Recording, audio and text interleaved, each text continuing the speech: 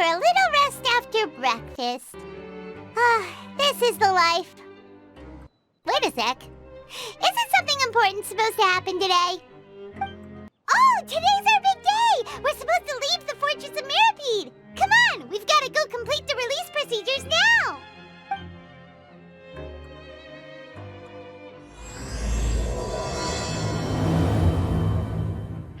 Please, sign here. This document will be effective immediately upon signing, and you two may exit the Fortress of Mirapede via the regular channels. It's been so long since we've been to the surface. Let's hurry up and... What's happening?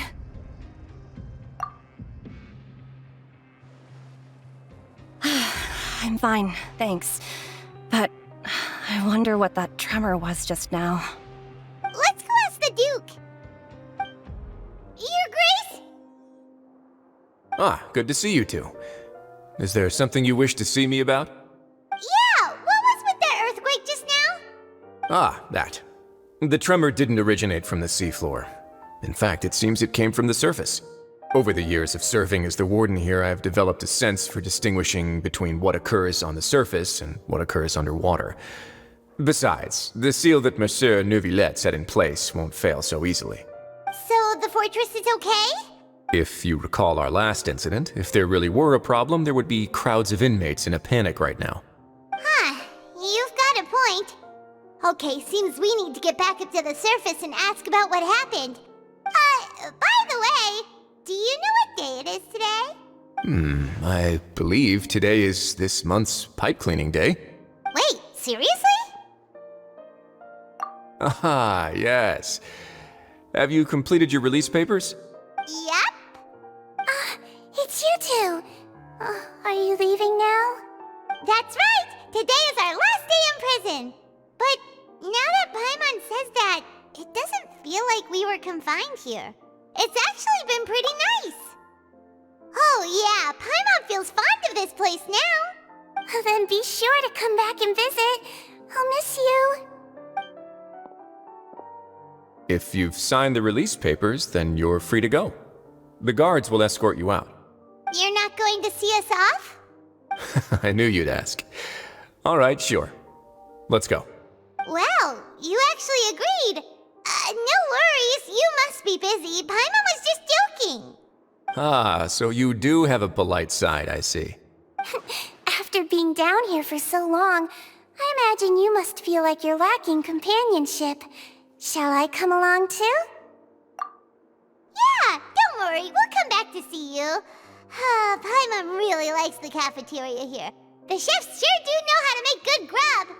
I hope you won't be here as convicts the next time I see you. We'll do our best to stay out of trouble. Well, it seems our work in the Fortress of Mirapede is finished. That's the end of another chapter in our journey. And since Neuvillette was the one who asked us to come here, we should probably go report to him now. Next up, the Palais Mermonia. You're going to see Monsieur Neuvillette? Please pass on our kind regards. I'm sure just your regards will do, no? I believe it would be the polite thing to do. You're right. I've heard the Palais has been terribly busy these days. Tell him that I hope he hasn't been overwhelmed by the recent string of troubles.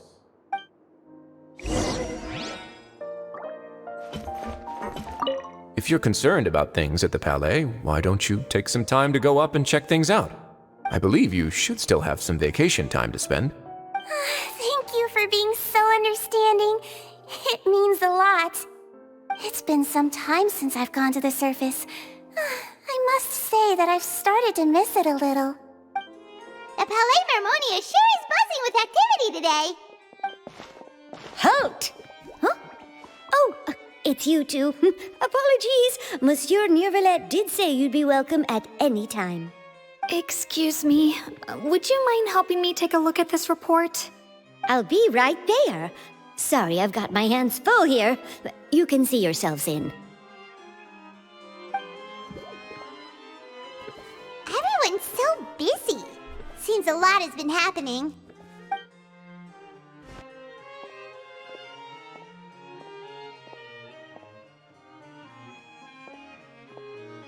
Neuvillette! Hello. You've come at the right time, but you'll have to wait for just a moment, as there are some urgent matters I must tend to first. In the meantime, please, have a seat.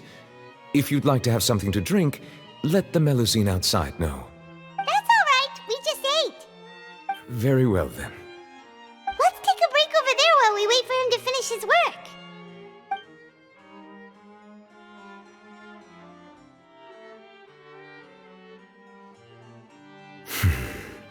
All right. That should wrap things up for now. Are you done with your work? Yes, sorry to keep you waiting. Today should be the day you were released from the Fortress of Meripede, and it appears that you have managed to complete all the release paperwork. That's right, and we came here to see you right away.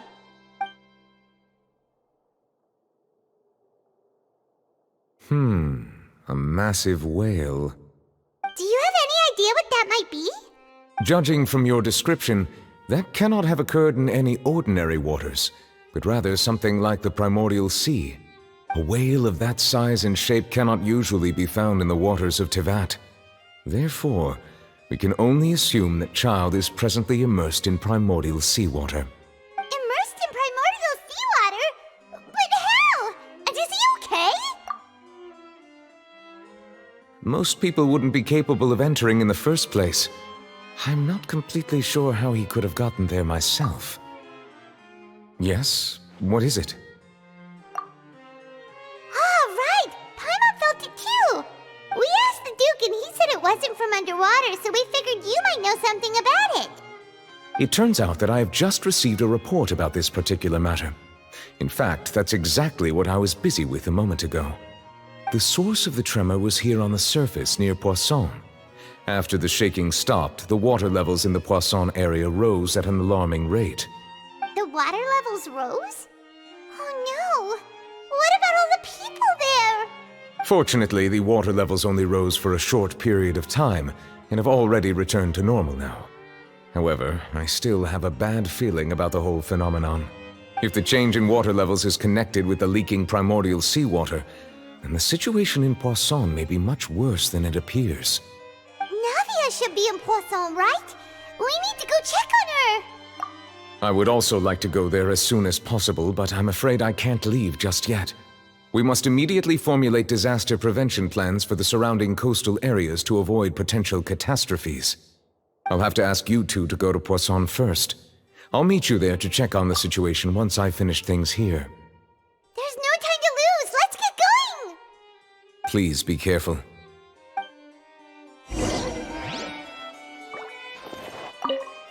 The two of you have my thanks. If you need any help, just let me know.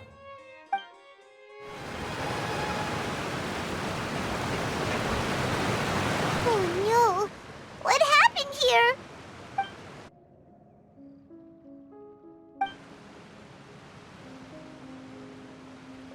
Navia should be around here, right? We need to make sure she's still... Paimon means we need to check on her. We haven't seen a single soul all the way here. Oh, this is getting scary. What will I ever do now? Look!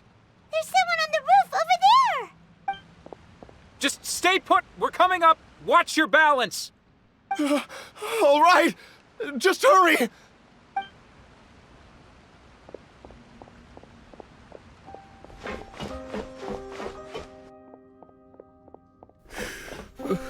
I'm not young anymore.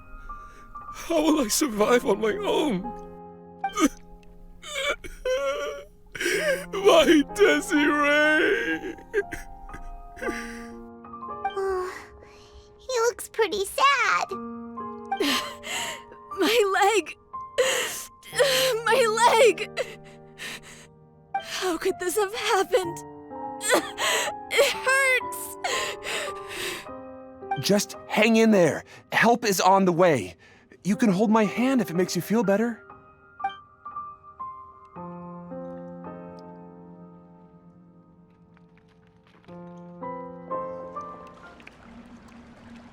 Oh, it's Navia! She's over there! Hey, Navia! Are you okay?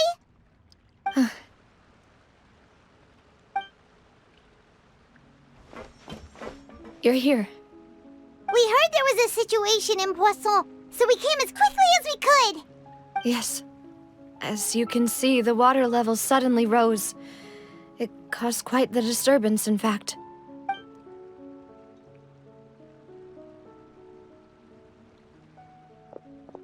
Demoiselle! There was a wounded resident next to a building southeast of here. We've already transported him to safety, but we've run out of medical supplies. He's wounded? How badly? He fell, so it's probably a broken leg. He's pretty shaken up. When the water level rose, he desperately climbed up to the roof.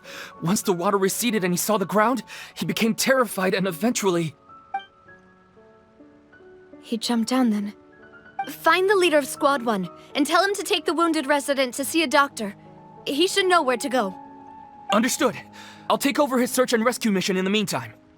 All right. You'll be in charge. I'm sorry. Where were we? The situation in Poisson? Right. Allow me to explain. A little earlier, we suddenly heard a loud noise. At first, everyone thought that something might have exploded in the waterways. But before we knew it, water started pouring out from everywhere. The rushing water seemed a little odd, almost like the unique color of primordial seawater. Some people didn't realize the danger and thought it was just ordinary water, leaking from somewhere. Everyone on the street who happened to be close to the water didn't have a chance to escape. As the water levels rose, they suddenly disappeared. They were all dissolved. Those who realized what was happening started to flee in a panic, desperately trying to get to higher ground. Many were injured in the stampede, and some people fell from significant heights. The Spina di Rosula initiated rescue operations as quickly as possible, but there have been a lot of casualties. Fortunately, the water began to recede after some time, and the chaos came to an end. The water that flooded the area contained primordial seawater, so the lower levels of Poisson are still hazardous. To ensure everyone's safety, I've asked the people there to leave as soon as possible. No one knows if this could happen again. All we can do for now is try our best to help evacuate the residents. We still haven't completed the head count, but we'll have some numbers soon. How awful. And all of this just came out of nowhere. It was quite frightening indeed. I only wish that everything that just happened was a bad dream. Is there any way we can help, Navia? Thank you for being so willing to help in a moment of crisis like this. You don't know how much it means to me. I really can't express how grateful I am. Don't say that, Navia. That's what friends are for. Demoiselle! We've got a situation here! I'll be right there. Sorry, I need to go for now. And off she goes.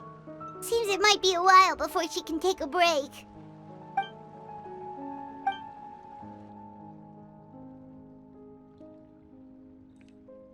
Okay, the wounded are being tended to, and we finished a preliminary head count.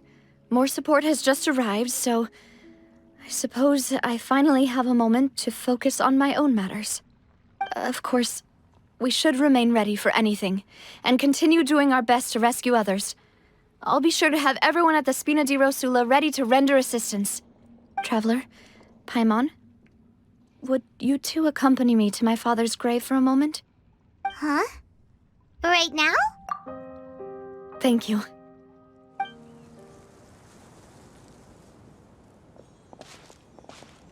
Not a lot of people here, huh? Well, given the time of day and the whole situation in Poisson, Paimon doesn't think there'd be a ton of people here visiting graves. Right. That's how things are now. The living are so exhausted that they've no strength to spare any words for the dead. Navia?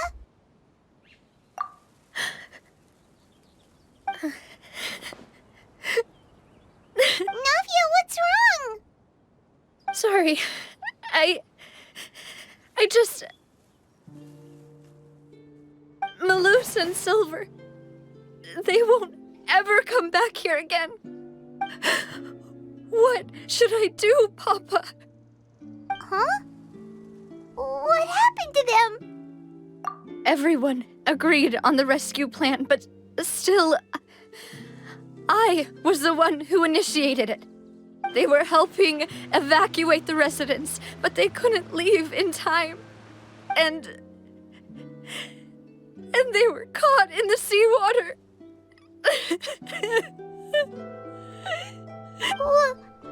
What should we do?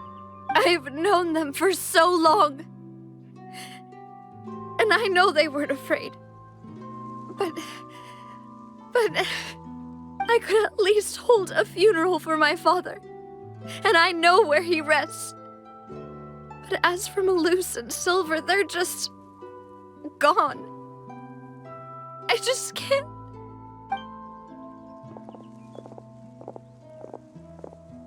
Everything looks so clean after it rains.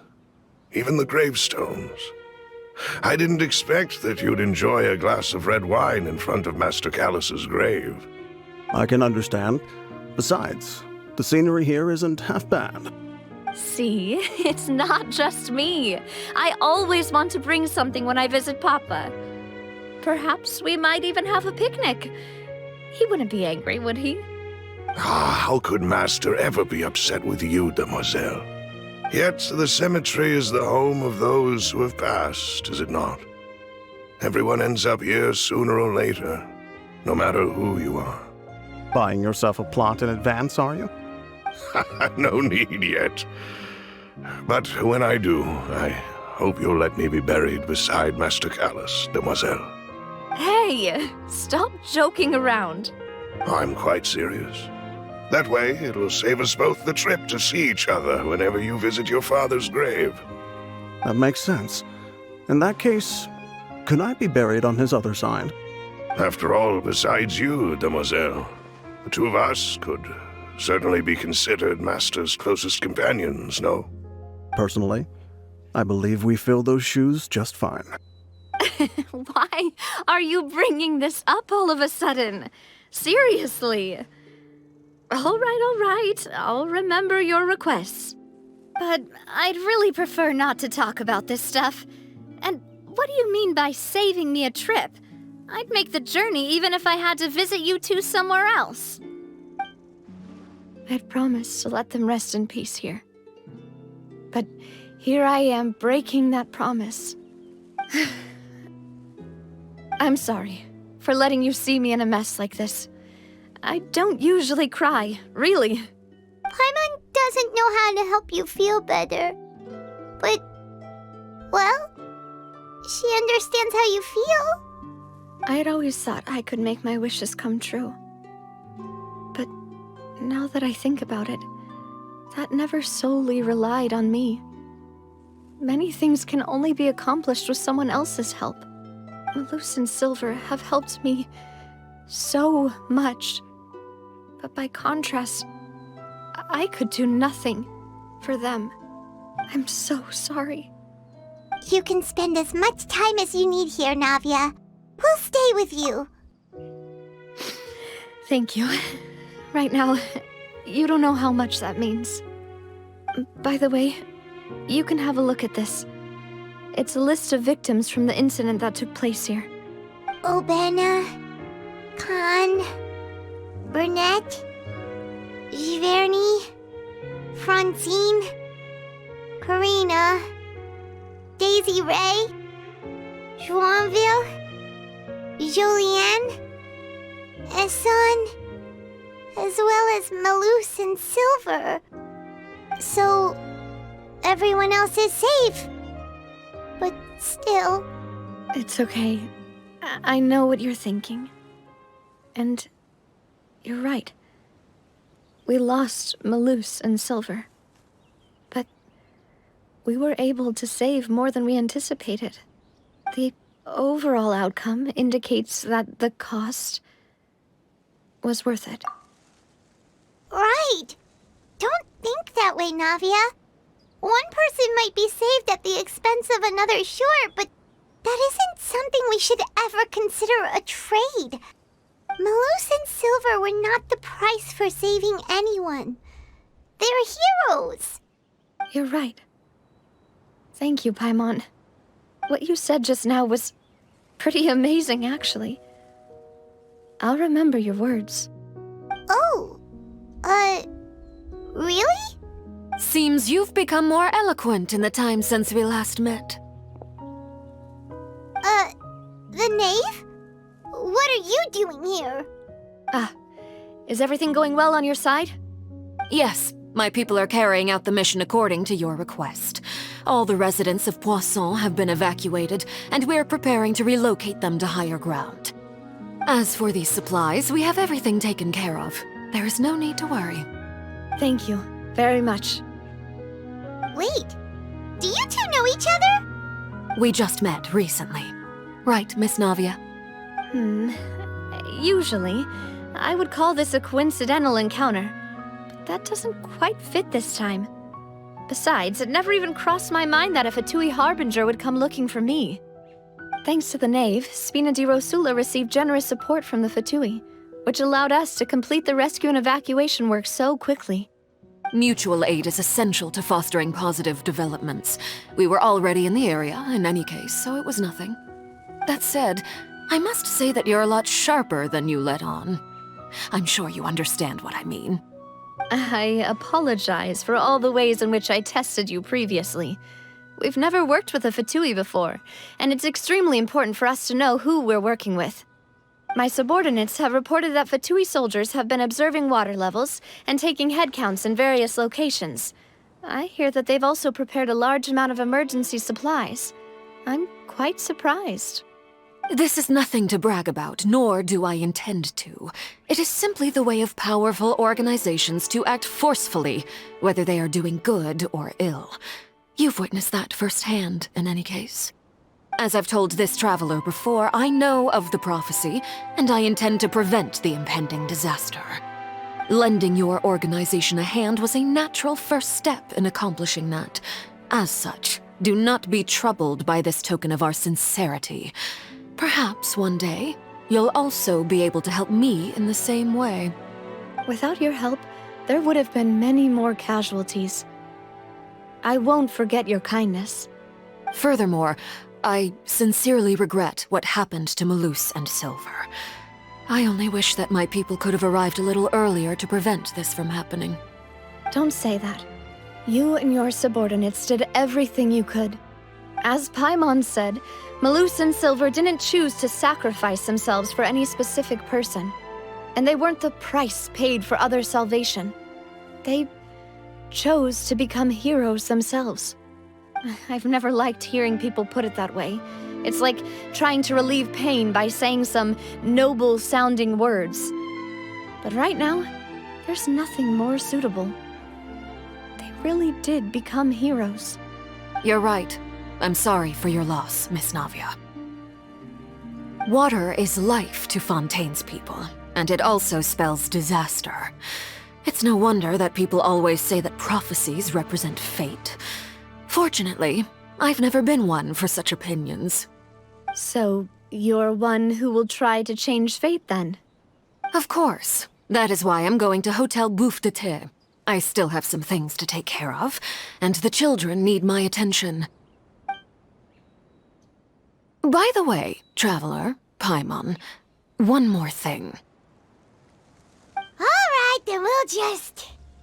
Huh? This isn't right. Paimon thought you would ask us to walk with you for a moment so you could tell us something in private. That is a clever and useful conversation technique, which I do like to use when necessary. But there's no need today. It would not hurt to have Miss Navia listening in. Traveler, I'm sure you remember that I said we could work together when we had the chance. You and I both know that there may be issues with the Primordial Sea. Previously, it was the Fortress of Meripede's sluice gate, and this time it was the water levels in Poisson. These are both signals. Indeed. Allow me to share the latest intel I've received from the House of the Hearth's intelligence network with you. During some recent investigations, a child claimed to have discovered some ruins near Poisson. The ruins date back to ancient times, and seem to be worth investigating in many ways. Judging by the dating of the ruins, they may be related to the prophecy and the coming crisis. The situation is becoming more urgent, so any pertinent information will prove extremely precious. My people initially came to prepare for ruin exploration. Unexpectedly, this disaster struck, and at present, we're all busy prioritizing the rescue effort. So that's why the Fatui were already in Poisson. I wanted to take the children along, but unfortunately, Linny, Lynette, and Fremine have all been dispatched to higher ground to assist affected residents. Linny told me that outside of the house, the person they trust most is you. Which is why I want to give you this task. The House of the Hearth's members see each other as family, but Linny, Lynette, and Fremine said that they also see you as such, even though you are not from the house. I'm sure you already understand how earnest they consider their friendship with you to be. Oh, that somehow makes Paimon feel kinda happy. The intel I just shared about the ruins could fetch a high price. But since the children consider you family, it's only natural that I freely share it with you. Got it! So all we gotta do is go to some ruins, right? We can handle that. Excuse me, but may I tag along? You wish to join, Miss Navia? But are you sure you're up to exploring some ruins? You need to rest. Well, I'm sad, yes. But I can't just go back and plop myself into a chair by the roadside and do nothing. There's no point in being depressed while we still have a disaster on our hands. As my father's successor, I must live up to the hopes he had in me. Besides, I'm also doing this for myself. I need something, a distraction, to keep my mind off Malus and Silver.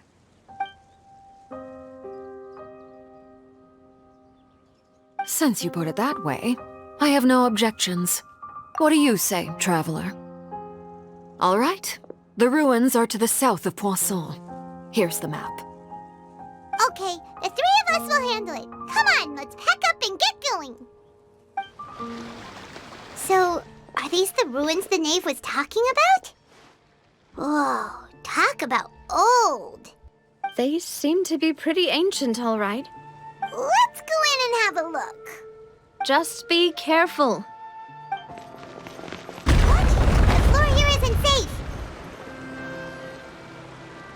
This place has also been contaminated by primordial seawater. Yeah. And a lot of it, too. A Fontanian would most likely dissolve the moment they fell in. Right! You can't go down if there's primordial seawater. It's too dangerous, and it won't be any help for you to just stay here. Don't get Paimon wrong. We're not saying you're useless. It's just that... No, you're right. I can't do anything in this situation. I'll leave this to you.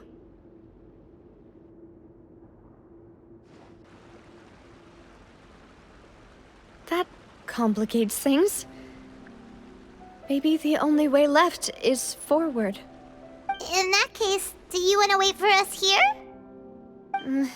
The water levels here are unstable, and there's a chance the water will rise.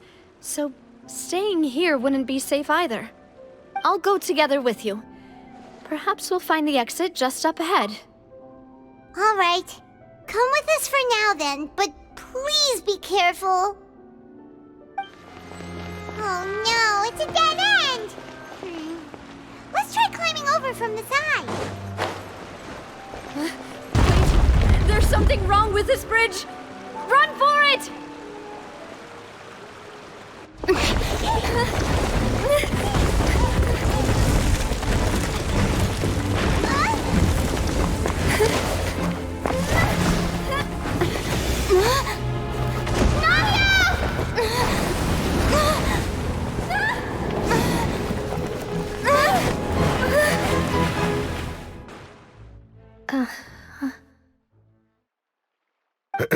Demoiselle? Huh? Demoiselle, what are you doing here by yourself? Would you be standing here till dark if I hadn't come to get you? Maybe she just wants some time to herself, Malus. Oh, was I sleeping? Yes, it would appear so. I must be tired. That's quite possible. However, you were the one that suggested we go out for a walk. Oh, right. I nearly forgot. It must have slipped my mind when I dozed off. I haven't had a nap today yet. Have I? This is a familiar feeling, yet something's a little strange. Is something the matter, Demoiselle? Oh, no. No, I'm fine. I was just trying to recall why we came out for a walk. Do you remember Mr. Giverny? He'd requested our help before with foreign merchants who had a debt dispute with him, and we'd resolved the matter not long ago. We were headed to see how things were going with him at the moment. Ah, right. Yes. I remember now. Oh, Miss Navia. Ah, Mr. Malus, and Mr. Silver, too. It's good to see all of you. How have you been? I've been great. Thanks to your help, those bothersome merchants finally realized that I wasn't the one they were looking for. Why, I wasn't even the guarantor for that person. They were knocking at my door day and night. Even my neighbor, Obina, was getting fed up with them. Sometimes force is required to calm someone down and get them to listen to what you have to say. That's right. Oh, by the way, Burnett, what was it that you wanted to give to Miss Navia again? Oh, yes. One moment, I have it right here. Miss Navia, these are some flower seeds that I prepared. Please take them. They're a very good variety, and they'll become very big and beautiful once they bloom. I don't know what we would have done without your help, so this is a little token of our appreciation. I hope you won't refuse. Did you cultivate them yourself? Thank you so much. I'll certainly take them. Malus, we do still have some empty flower pots at home, right? Why, we can have as many pots as you'd like, Demoiselle. Perfect. In that case, we'll swap out some of the decorative plants for some of Mrs. Burnett's flowers. Very well. Wait. Something seems to be off here. Excuse me, madam. If I'm not mistaken, your name is Burnett, correct? That's right. Is something wrong? No, it's nothing. This is the first time we've ever met, but your name seemed familiar to me. I must have heard it when I was discussing things with your husband previously. I've heard this name before. Sometime recently, I'm sure of it. And why are there so few people around here? Where did everyone go? We must mind the time, Demoiselle. We still have important things to attend to today. Huh? We do? Like what? Well, now, did you forget? Miss Navia, here you are. I've been looking for you. Please, come to the Opera House. Your trial is about to begin. My trial? Wait, why would I need to go to the Opera House? Yes, she's right, Demoiselle. It's just about time now, so we should get going. Oh? All right then. Look, it's Navia! She's here! And her two attendants are with her! Goodness, everyone's finally here. There sure are a lot of people here to see the trial. And they all seem to be oddly excited about something. I even know some of these people. Karina, Desiree, Joyville, Jolien, Essen. Why are so many people here? And why do I have no recollection of this case? And as for the judge... huh? Where's Monsieur Neuvillette? Please sit in the defendant's seat. Don't worry, Silver and I shall accompany you. All right. But are you sure you can stand behind me? Typically, it wouldn't be allowed, but today is an exception. Hey, what kind of place do they think this is? Come on, do they have any idea what they're doing? Seriously. Enough with the whispering! Could someone please tell me where Monsieur Neuvillette is, and why I'm standing trial? My dear Miss Navia, have you not yet realized what you've done? In that case, allow me to explain. As all here know, you are Master Callus's successor, the head of the Spina di Rosula, someone held in high regard by every soul in Poisson. After you took over the Spina, you treated all of us just like the late Master Callus had. If anyone in need reached out to you for help, you responded. Not only you, but your butler, your subordinates, nearly everyone in the Spina di Rosula fought for the well-being of those in Poisson. Wait a moment. Aren't you just proving that I'm a good person? Yes, correct. Absolutely right. And that is why you stand accused. You have helped so many people get through so many difficulties. You are one with us. We are inseparable. We are one big family, all of us who are from Poisson, inextricably linked. And with you being so important, we couldn't possibly do without you. Therefore, this fair and honorable court shall declare you guilty, and you shall stay here. You will be together with us forever. Huh?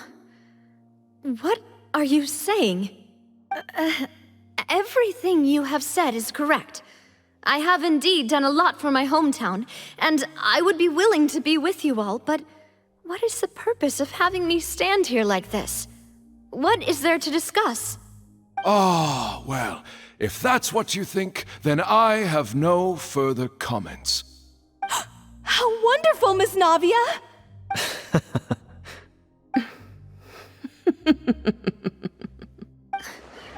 I know all these people.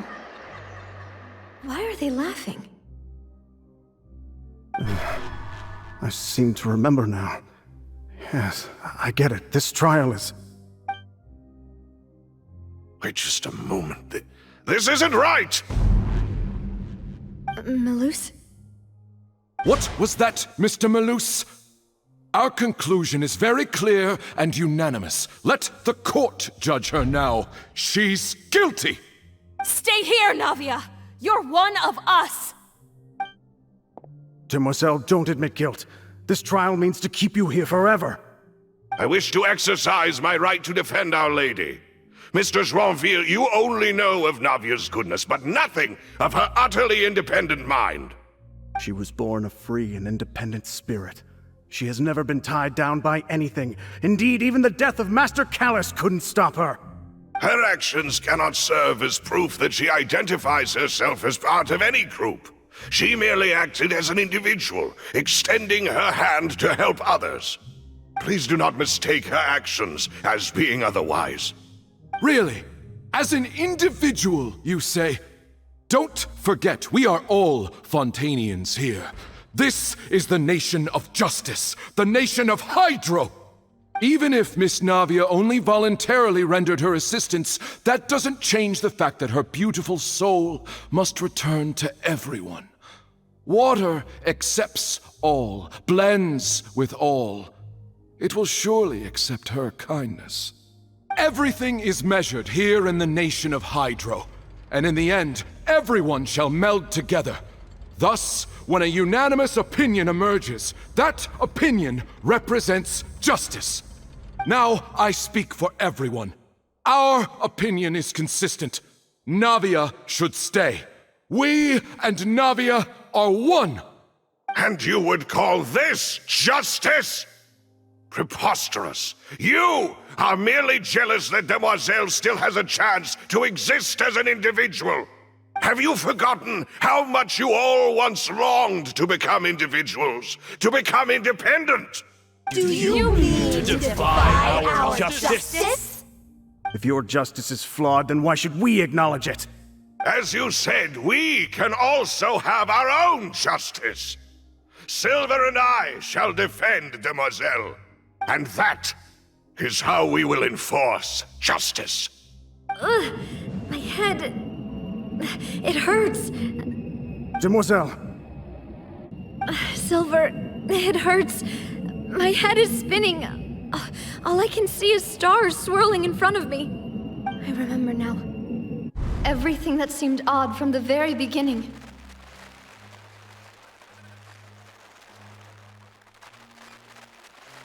Karina, Desiree, Joyville, Jolien, Essen, and Mr. Giverny and Mrs. Burnett, who we met earlier. Even Malus and Silver. I don't want to admit it, but they're all dead. Don't be afraid, and don't admit guilt. We will protect you to the very end.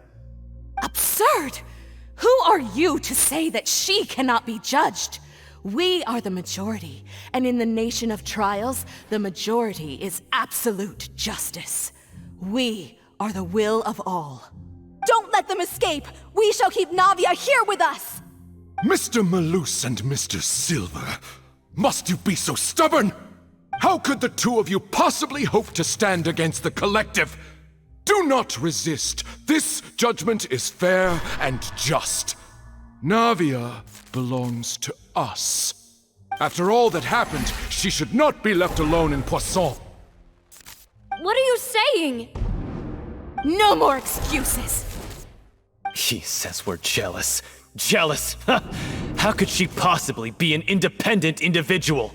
What's with these people? Who's jealous of her? She belongs to us! Miss Navia, she... Silence! That's... Monsieur Neuvillette! Such commotion is prohibited in the court. The accusations you just presented are nonsense and cannot constitute a proper trial. The court will adjourn for the rest of the day. In this, I shall hear no objections from any unauthorized party. Our thanks, Monsieur Neuvillette. Please leave with me, Miss Navia, while there is still time. But... Go on now, Demoiselle. This is your only chance to leave this place. What, can't bear to leave us behind or something? Malus. My apologies. I couldn't resist making one little joke once I realized that this shall be our last goodbye. Malus... Silver... Quickly, you must come now! Goodbye, Demoiselle. Farewell. No, wait! Just a second! Navia? You're awake. Good. I must have been dreaming. Malus and Silver were still alive, and they were defending me at some insane trial. It looks like you're all right. Did all the sad feelings cause you to have a nightmare? Paimon could give you a hug. The ruins you were exploring suffered a cave-in. When I arrived, I found you falling toward the water. You were just about to be dissolved within, but I... What is it? I think I saw 2 Oceanids protecting you. It was only for a moment, perhaps even a fraction of a second, but they gave me the chance to retrieve you. Were it not for their intervention, I would not have been able to rescue you before your consciousness dissipated. Wait, did you say Oceanids? You mean like what happened with Vache? Perhaps those 2 Oceanids were the people you saw in your dream. I always told them that they didn't have to protect me. To think that they'd keep doing so even after death. Please come with me.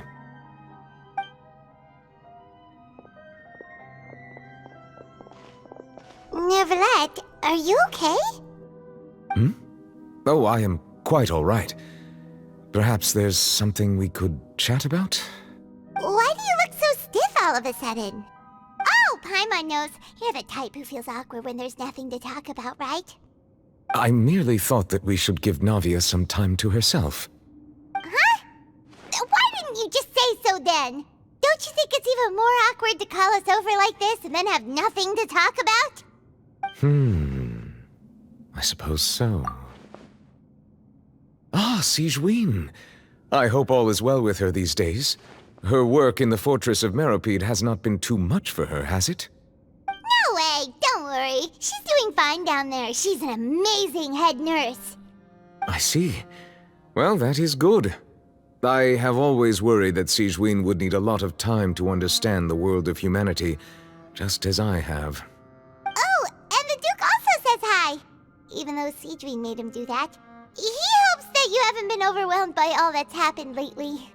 Thank you. I have indeed been busy lately, and I also hope that everything is going well in the Fortress of Meropide. He still doesn't know what to talk about. Let's chat about something else then. So, Neverlet, you're probably quite the swimmer, huh? Yes, of course. This isn't going anywhere. Let's try something else. How did you find these ruins? Did the knave tell you? Yes, in fact. I had arranged to meet you in Poisson, but when I arrived, I discovered that the Fatui were helping the residents evacuate. They had even transported a large quantity of supplies to the area. Amid my astonishment, I ran into the knave, and we had a chat. She informed me that she had asked you to investigate the ancient ruins here. Yeah, we originally planned to meet up with you, but we thought you might still be busy with all those official documents. We didn't think exploring the ruins would take very long, and who would have thought you'd wrap things up so quickly?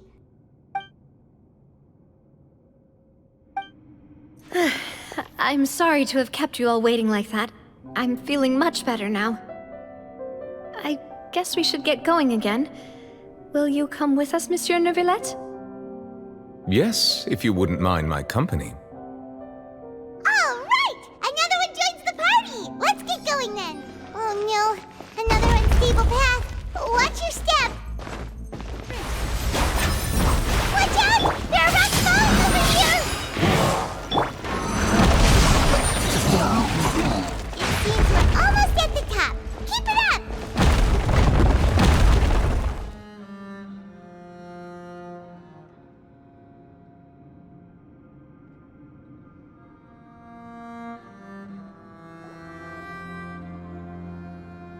Looks like we've reached the end. This is the place. There should not be any other hidden spaces in the vicinity.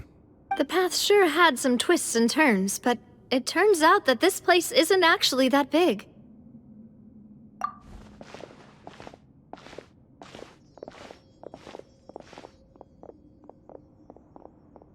Stone slates? It seems like they were put here as an offering. Could we take them down and have a look? Perhaps we should just leave them be for now. There are 4 locations in total, but only 3 stone slates. The slate that should be in the first empty spot is missing. The surrounding walls also show signs of damage. There's something written below. Let Paimon see. Reason dictates that this nation be destroyed. I shall record the history of its future here in its past. Say what? It feels like someone left these slates and these words here for a purpose. But does he mean that Fontaine should be destroyed? That would fit the circumstances dictated by the prophecy, yes. Indeed, the slate's contents correspond to it. Take the second slate, for example. There's a person kneeling here. She seems so dedicated. And there's a whole bunch of other people behind her doing the same. She's facing this... what is this? Some kind of island in the sky? And is that Lady Farina in the third image? Did the Hydro Archon fall into the water? And is that a ring of people around her? Paimon doesn't quite get it. Are they all in the water? The fourth image. I know this one. This exactly matches the content of the prophecy. The people will all be dissolved into the waters, and only the Hydro Archon will remain, weeping on her throne.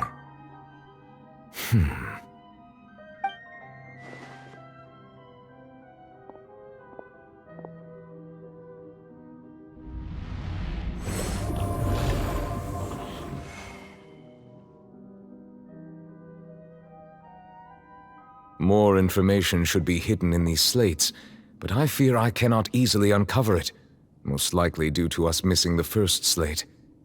I am very sorry. Don't blame yourself, Monsieur Neuvillette. Deciphering ancient stone slates isn't one of your duties. Ooh, Paimon's getting the chills just looking at these slates. This says that it's the history of the future, right? That means the prophecy's sure to come true. I really hope it doesn't mean that. Still, Paimon feels like these images are kind of weird when you look at them together.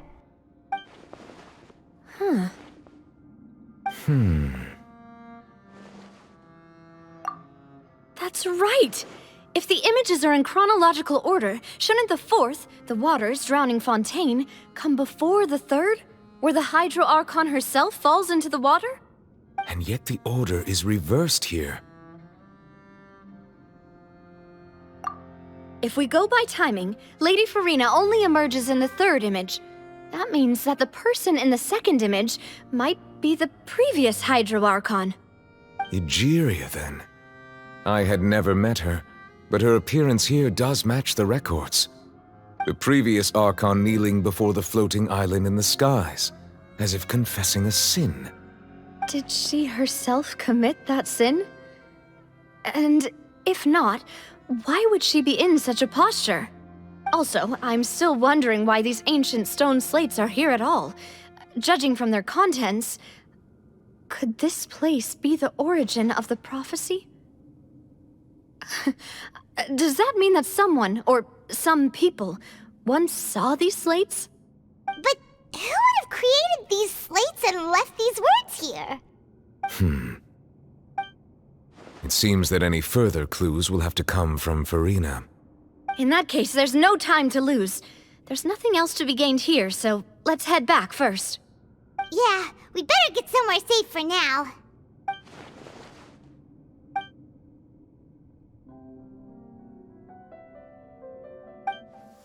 Let's split up here. I'm going to check on what's happening with the Spina. You know how it is. There's some things you just need to be there for yourself. You still have energy for that, Navia? Paimon's already beat. Just head back to the Fleuve Cendre and have a rest then. Thanks for keeping me company all this time. I'll depart as well.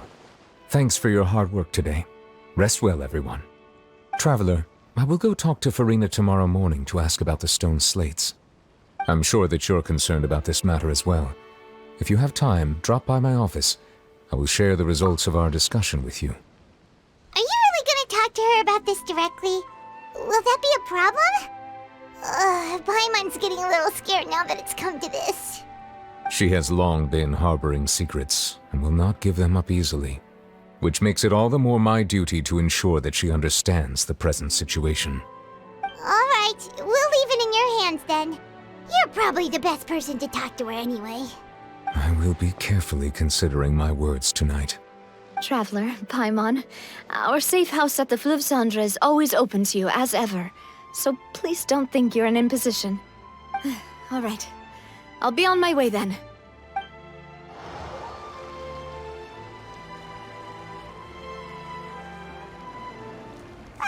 We're finally back! Welcome back. We've got a special menu prepared for you two tonight. Yay! And there's good food too! Navi, no, the boss is the best. Ooh, desserts! Nice, these are all Paimon's! Paimon's already starting to forget what happened today. Oh, that voice. Is that who I think it is? Huh? it's you two. What are you doing in Fontaine?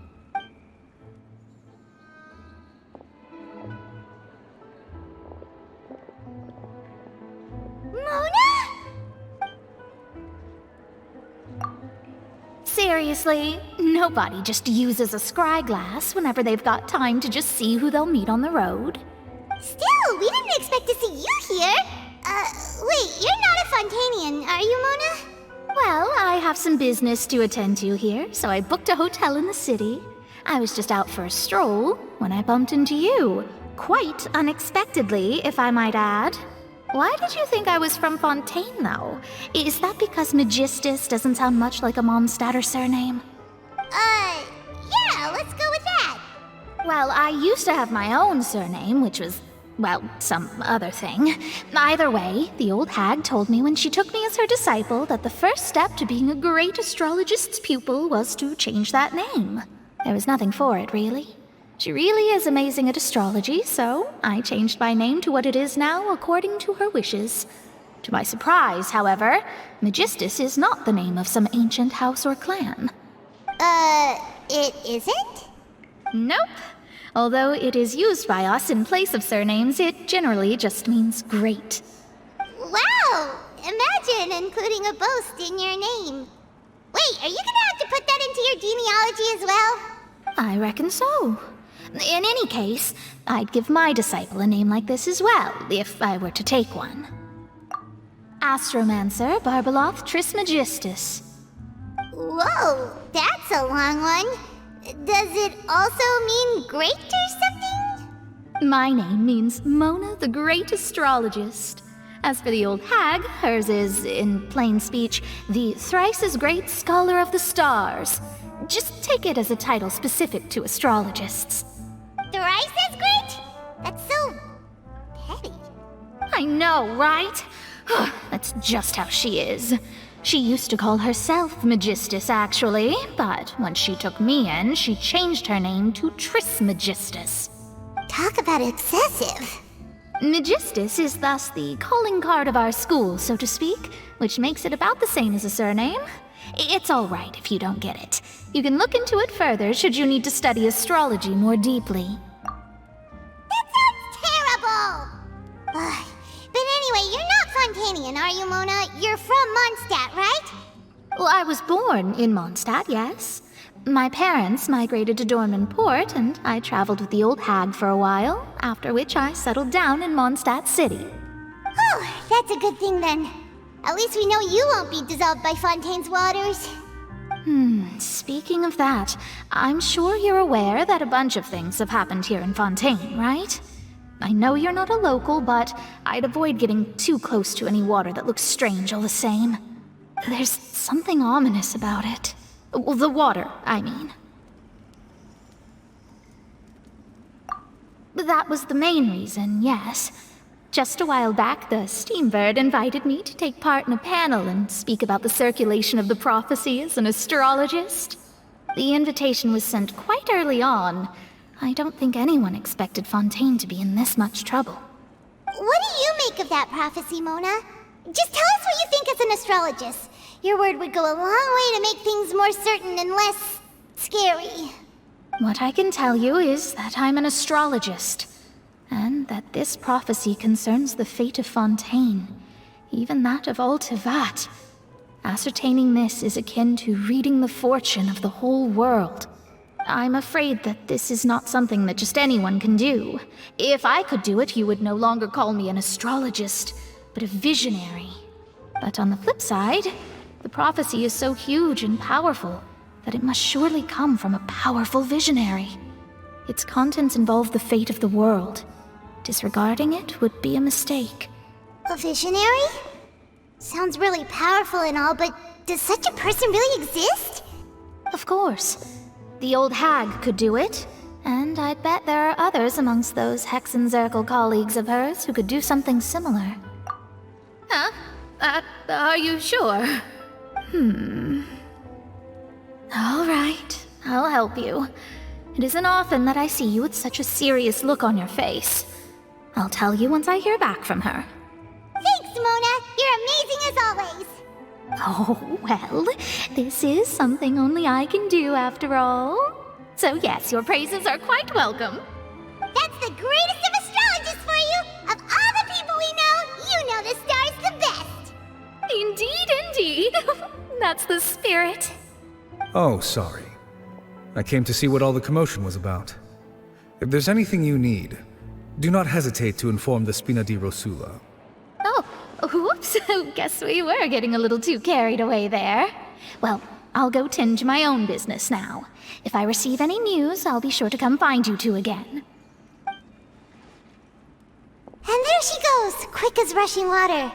And here we are with the Spina guy giving us suspicious looks. Right, but we were able to recruit Mona's help, didn't we? Our Fontanian friends will thank us someday.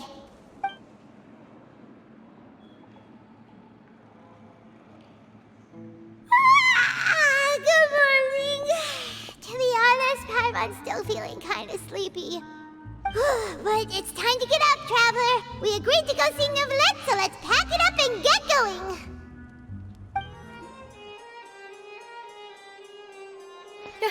You're here! Finally! Is something wrong? Monsieur Neuvillette and Lady Farina, they seem to have gotten into a dispute. Please go see for yourself.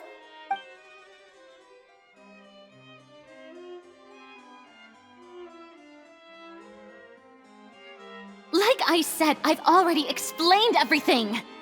And yet the problem has not been properly solved. There is little space for excuses between us.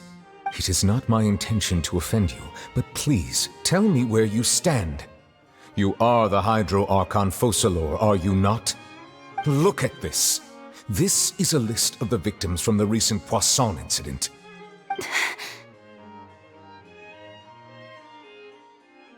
You mean... they're all... We did not arrive in time to avert this disaster, and I will not have it happen again. I will say this once more. You must tell me everything you know. Yesterday, I found 3 stone slates in some ancient ruins near Poisson. Do you know anything about those? Seriously? You're questioning me like this is a court case now. I don't know anything about that.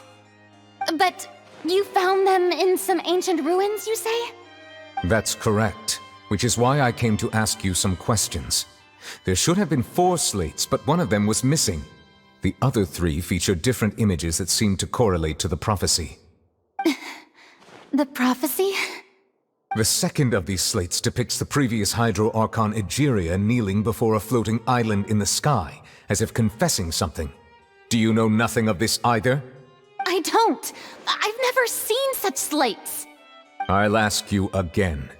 Do you really have no information regarding the previous Archon? My deciphering of the slates indicates that the Hydro Archon Egeria once had to confess to, or apologize for, a certain sin. If anyone would know about it, it should be you. All gods don't have the same secrets, you know. She was herself and I'm me. Is it really so strange that I know nothing? I understand your concerns, but I'm sorry. I just don't have anything to tell you. Forgive me for saying this now, Lady Farina, but I have long known of your various secret investigations into certain matters. There are several indications that you have been investigating the prophecy on the sly. This is not strange in itself, considering that you are the Hydro Archon. But it is strange that you should also claim to not know any of Egeria's secrets, as well as do nothing following your inquiries. You have never been as superficial as you have presented yourself to be, nor are you a fool. And yet, your behavior is very inconsistent.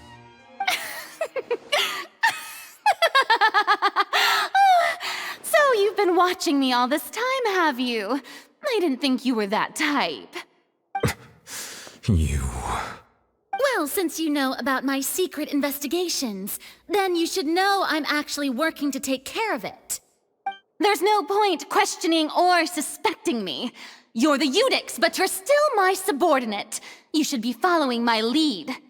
Just trust in me. You're Archon, and do as I say. Never mind whether you can truly convince yourself to or not. It'll all turn out fine. That's all I have to say. We do not discuss this matter again. Oh, the opera's about to start. Toodles!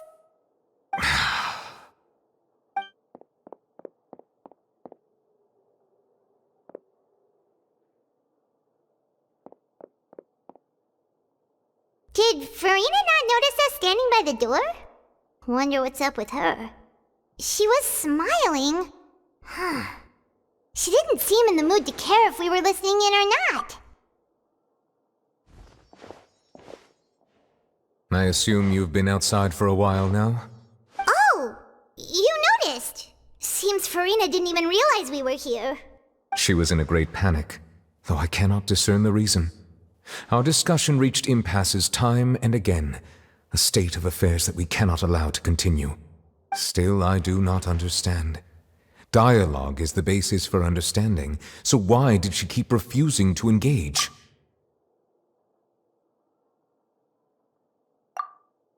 Everyone in her inner circle has noticed that she is hiding some secret. The issue is her attitude. I fear that she will not reveal anything unless absolutely forced to. We may have to create a situation in which she will have no choice but to speak. Oh? Like what? Normally, people will only reveal the truth when standing trial. Perhaps we must have the Hydro Archon experience just such a scenario. But Farina's seen so many trials, and she's really good at dodging questions. How do we make sure that she won't just slip away at the first chance she gets? We will need to consider this thoroughly, join forces with various parties, and then do what we can. If at all possible, I would prefer to recuse myself from this affair, but we must prevent the prophecy from coming to pass. This may be cruel to her, but all Fontaine is in crisis. The information a god possesses is too precious, and so we must take a chance on this. But who will lend us their aid to do such a thing?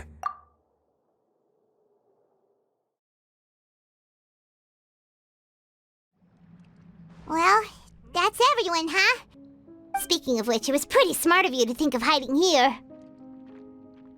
Poisson was just involved in a disaster, so it's presently devoid of people.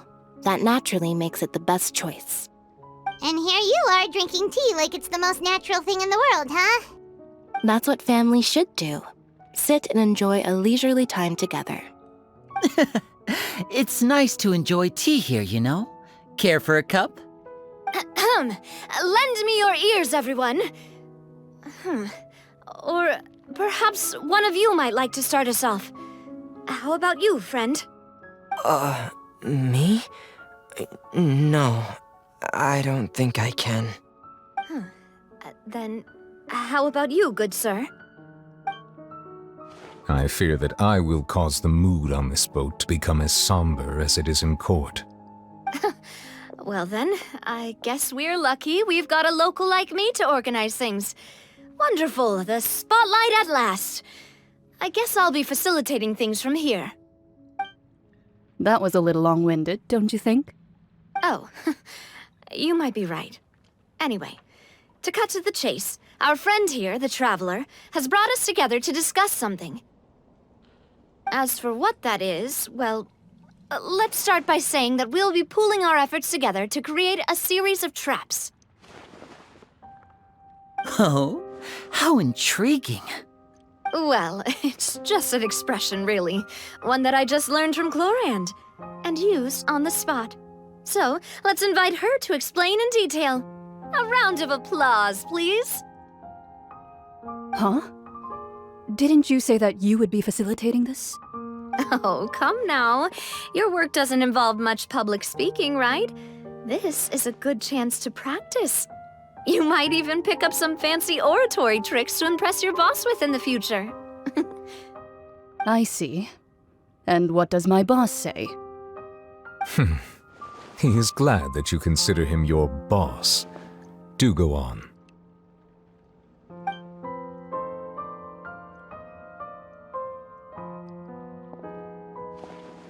In that case, do any of you have experience hunting? Not that I recall. Fremine and I once used a wooden stick in a basket to catch wild rabbits when we were younger.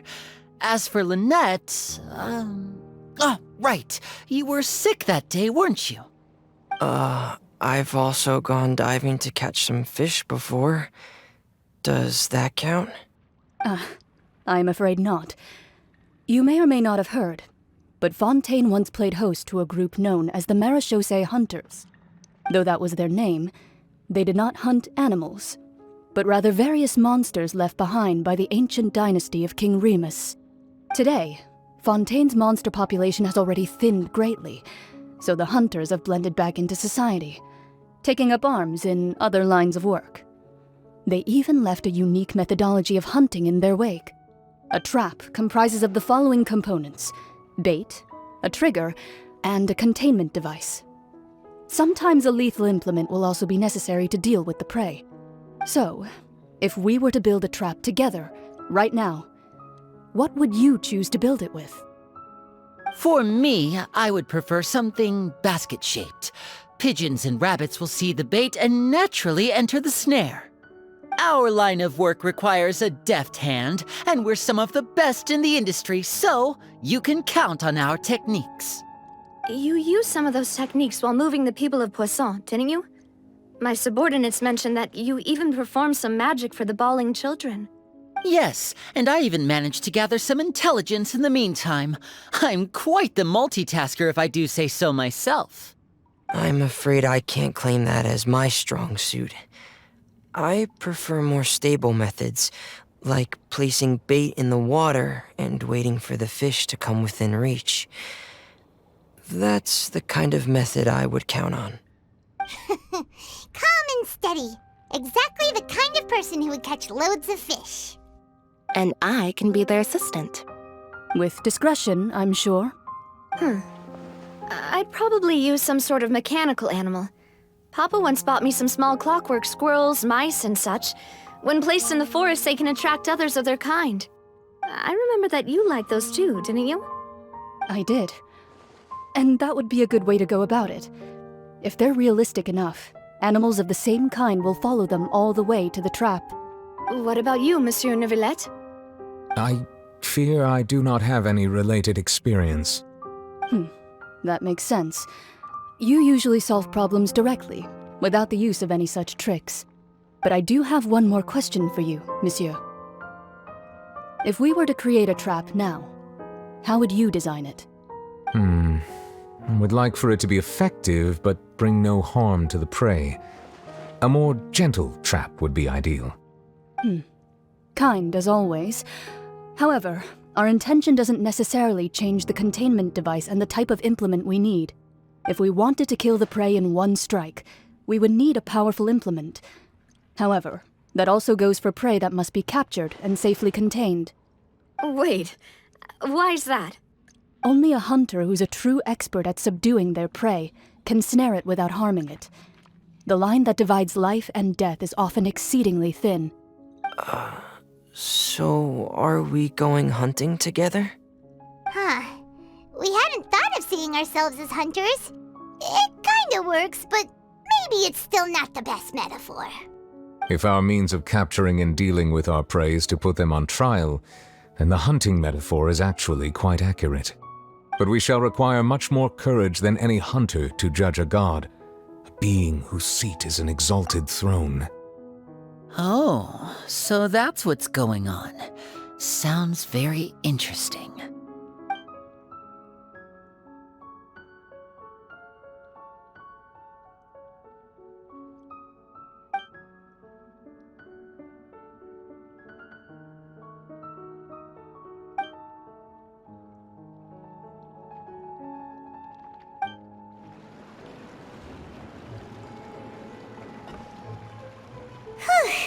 It's been a tough few days, hasn't it? So much has been happening. Paimon didn't think the meetings would go on for so long, but everyone seemed pretty fired up, huh? Paimon thought they'd be at least a little frightened. Well, Fremine was, now that Paimon thinks about it, but everyone else just looked a little surprised. Well, it's hard to say. Paimon doesn't have any experience with this sort of thing. But with you around, Paimon sure will do great. After all, you're the most reliable person in the world, aren't you?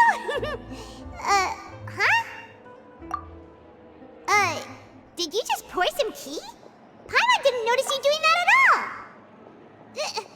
Then what's that? Paimon's never seen that cup before. Don't be frightened. I'm just joining you two for tea. I merely refrained from saying anything till now.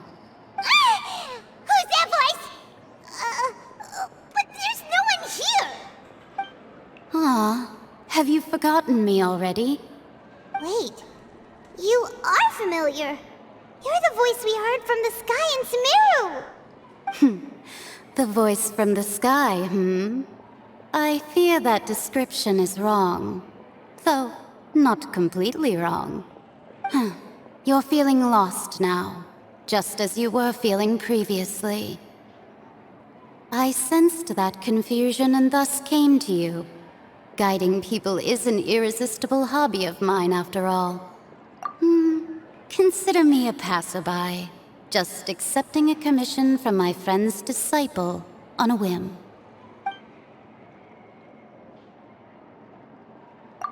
The prophecy. Yes, what has been prophesied will be fulfilled. You may view such things as the history of the future. What? Then is there any way we can stop it? I believe you have witnessed a failed attempt with your own eyes. Can everything in Tevat so easily be changed? So you've caught on. Just as prophecies are usually only the future as seen from the perspectives of the gods, could things be happening in hidden corners where the gods' gaze does not fall? Are the things that you shall see different from the fate that the gods perceive? What is she talking about? It all sounds really impressive and important and stuff, but it also sounds kinda scary. I believe that you understand, right? Some things are insignificant, but others you must reach out to change. Ultimately, fate shall serve as your only guide, no matter what will happen in Tevat's future. All you need to do is to play your part. This was good tea, by the way. Thank you for your hospitality. Well, that'll be all for today. The voice. It's gone.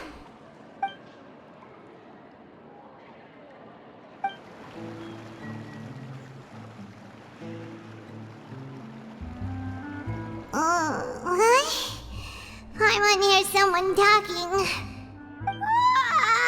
Alright, coming! Hey, it's you who's getting lazy, okay? Well, I see I've walked in on some lively banter. Mona! Fine, just fine. I went to take part in that Steambird panel. It turned out to be more interesting than I expected. Not all Fontanians are pessimistic about this. One journalist mentioned that sitting around and waiting for the end to come would be wrong, and that they should make their own rescue preparations. I agreed, so we had a brief chat with her. Did she have pink hair by any chance? Why, yes! It was Charlotte. You remember her, right? That daredevil journalist? I'm in full support of her view. Prophecies are very important, but how can people allow their lives to be commandeered by just a few words? That's right! Paimon's glad to hear something sensible for once. Yes. About what we had discussed before. I did try, but I'm afraid I couldn't reach the old hag. I'll try again tonight, but I wouldn't get your hopes up. Huh?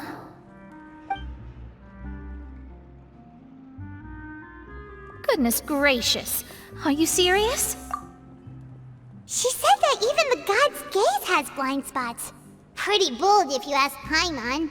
Most people would believe the gods to be all-knowing, right?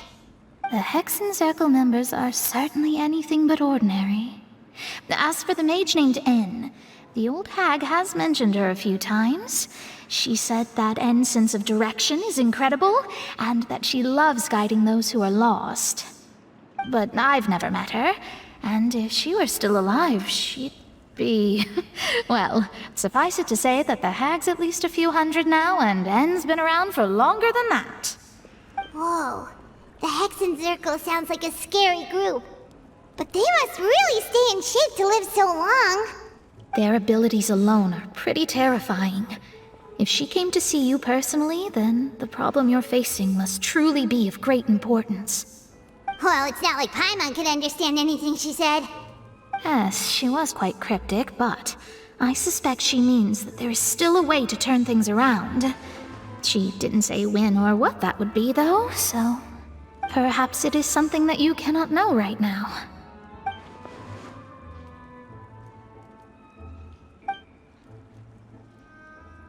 Traveler, Paimon, are you two all right?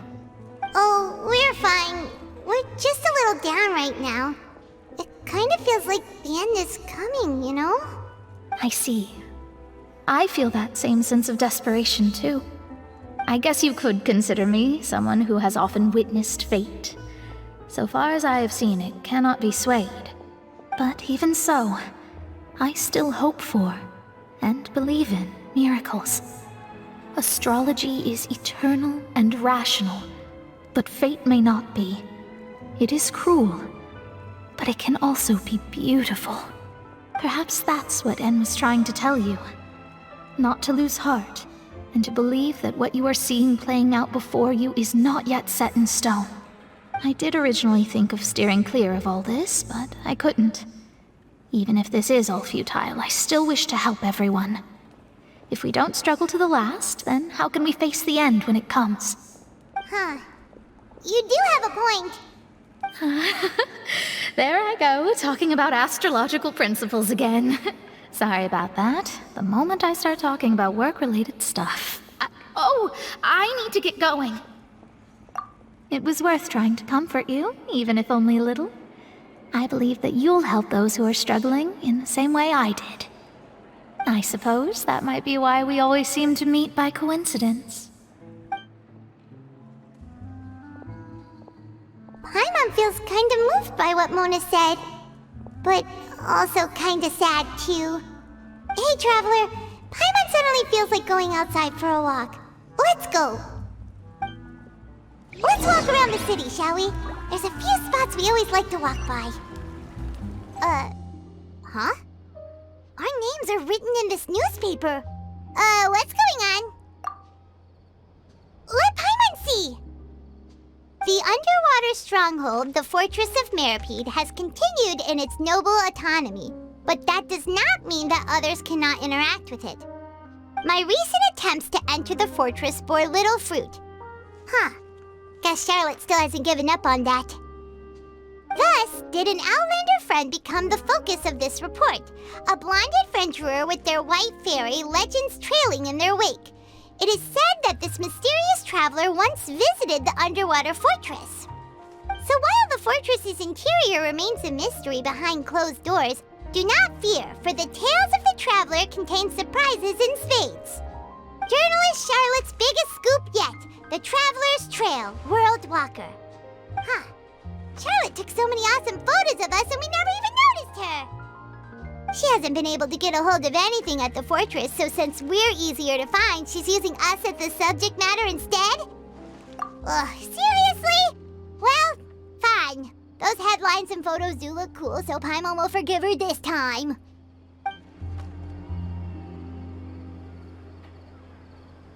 We're here! Paimon's hungry.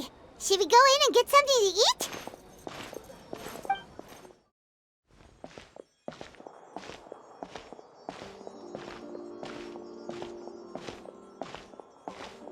Hey, quick! Look! That's the limited edition only 16 slices a day cake! It was so delicious the last time we tried it, despite the tense situation we were in. Let's give it another go. Paimon's sure it'll be great. One slice of cake, please. Someone showed up after all. Oh, Wait, you're the one from the Palais Mermonia. Oh, are you here to buy cake too? It seems Monsieur Nervalet was right. You really can eat. Wait, did he really say something like that? That's right. Even he has his own preferences when it comes to food. As for me, I love the cake and coffee here. Do you come here often? Usually every day. Every day? It's part of my daily schedule, apart from work. I shall have my cake and coffee. Then what if someone told you one day that this place would be closing soon, and you wouldn't get to eat cake here anymore? What would you think? But why would it close? Well, Paimon doesn't know either, but maybe the waters will rise tomorrow. You know, like in the prophecy. Oh, the prophecy. To be honest, I haven't paid much attention to that. No, still, even if there'd be no more cake tomorrow, that wouldn't keep me from having some today. No, it's the same for eating in general. You might not be able to eat tomorrow, but if you can do so today, then you should carry on. That's what people call living, you know. Huh. Don't be sad. Excuse me, could I have 2 more slices of cake to go?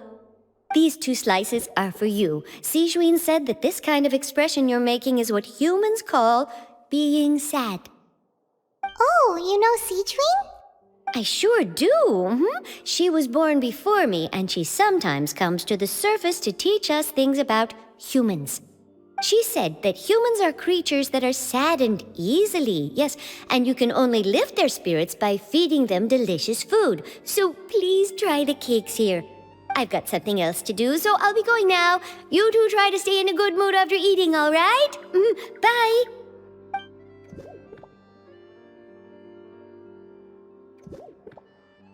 And there she goes. All right, let's dig in. Paimon's sure this cake will be delicious. It's more delicious than last time, and the flavor gets even better with a sip of tea. It sure would be nice if we could come again tomorrow.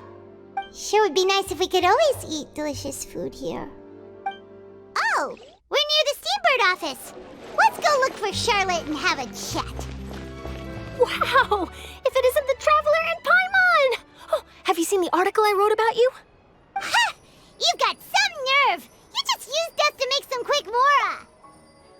Oh, you needn't worry about that. I heard that you were in Poisson some time back, so I sent you a letter to discuss just that. It appears you didn't receive it, though. It's all right, though. I've set aside the amount intended for you. I've even set the table with some food. Really? Oh, you're the best! You're almost a little too easy to win over, Paimon. If I were a journalist with ulterior motives, you'd be in trouble now, you know. Oh, Paimon knows you're not like that. Still, what brings you here all of a sudden? Were you looking for me? When Mona mentioned you, we thought of coming to see you at work. I see. It seems you've already bumped into Mona here in Fontaine. So she mentioned me? What did she say? She said that you're a real daredevil of a journalist. Nice. In which case, can this daredevil journalist dare to request an exclusive interview with the legendary Traveler and Paimon? Huh? So your article in the paper today doesn't count? Oh, of course it doesn't. That was more like live photography. What I'd like to do is dive deeper and ask you to talk about the things you've seen and experienced. Yeah, are we even qualified enough? Why not? If I say you're worth an interview, then you're worth it. But not right now, of course. I'll need a few days to prepare. Oh, in that case, we'll just chat when you have the time then? Oh, so that's a yes? Ooh, splendid! I'll tell the editor-in-chief immediately. I'll have to apply for lighting, a venue, some props, and... Whew, so much to get done now. Talk to you later. Wait, Charlotte, Paimon's still got a question for you. And what's that? If, just for example, Fontaine were to be flooded tomorrow, what would you do today? Huh, that's the prophecy you're talking about, isn't it? I mean, I do hear about it often, but I've never once thought that the day could be tomorrow. If you're seriously asking, then I might try and think of a way to leave Fontaine. Oh, but I'm still a journalist first and foremost. That means I have a duty to be reporting from the scene. And secondly, I wouldn't forsake my homeland that easily. From what I've seen, most people don't know what they'd do should the worst come to pass. In truth, it might be better just to behave like normal rather than worry over such an end. So in all likelihood, I'd probably still be prepping at the office for that interview of ours. I know what you're thinking. That sounds a bit sad, but I've always believed that it's best to do what you enjoy. Just think about it. If this nation really were to be suddenly destroyed tomorrow, but I still successfully finish an exclusive interview with a truly unique person, then the story I would wind up writing would truly be timeless. And then do you know what I'd do? Well, I'd write that story, send it for printing, and use messenger pigeons to get copies out to the various nations as soon as possible. I'm not a dreamer, nor am I a workaholic, but I do love my job, and I'd be proud of leaving such an article behind. I guess you could say that I was born to be a journalist. But anyway, that's my answer. And on that note, I'll get back to my preparations. That's so nice. All of a sudden, Paimon actually kinda envies her. Anyway, let's go and take a look at the sea, shall we? The sea breeze and scenery can be a pretty soothing combo, huh? Paimon's been thinking. If it wasn't Fontaine, but all of Tevat that would be destroyed tomorrow, where would we go and what would we do? No, Paimon should ask, if you could choose, what would you like to do?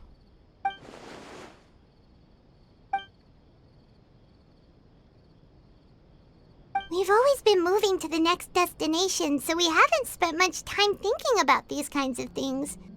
We didn't have to either, with us always being on the road and whatnot. You mean, still traveling? Huh. Wait, isn't that what we've always been doing?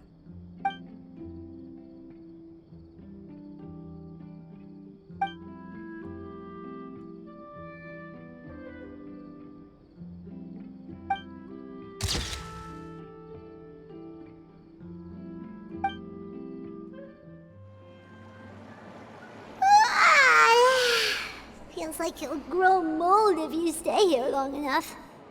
But it's still better than the Fortress of Maripede, that's for sure. It's not only damp there, but salty too. Ah, so the two of you are still here. Wonderful. Oh, you're from the Palais Mermonia, aren't you? Yes, I'm Isadora. Monsieur Nervillet sent me to look for you two before. I heard that afterward you went to the Fortress of Maripede. Not at all. I'm well aware that you're friends of his. Actually, I'm here to pass along a message from him. Yes, inside the Opera House. The Maréchaussée Phantom has declared the incident a small-scale riot. A riot? Well, that said, I don't personally think it was that serious. Lady Farina was watching a performance at the Opera House, and while she was resting during an intermission, some other audience members suddenly started harassing her, loudly accusing her of doing nothing about the prophecy crisis. And before she could respond, others started to join in. The crowd continued to grow, and protests against the Hydro Archon started to break out. So people have started to put the blame on Farina. Guess they finally found an outlet for the pressure they've been under due to the prophecy. I agree. People will naturally rely on gods, as is customary. But the moment people feel threatened, gods are also the first to be blamed. So what happened after that? Is Farina okay? Seeing that the situation was spiraling out of control and that further argument was pointless, she claimed that she'd gotten tired of this and left in a hurry. The Maréchaussée Phantom had their hands full maintaining order and did not catch where Lady Farina had gone. Only when things had stabilized did we realize that she had gone missing. So, you mean she's still missing? That's right. The Maréchaussée has dispatched many people to search for her, but we don't have any leads yet. That said, I don't think there's much to worry about. She is a god, after all. Even if she were to fall into the hands of rioters, what could ordinary people do to her? Good. Monsieur Nervillet sent me to tell you about the situation, but he didn't say anything else. Don't worry, this is more than enough to go on. Thanks for keeping us informed. Ah, is that so? Well, alright then. In that case, you two take care. I'll be heading back to the Palais now.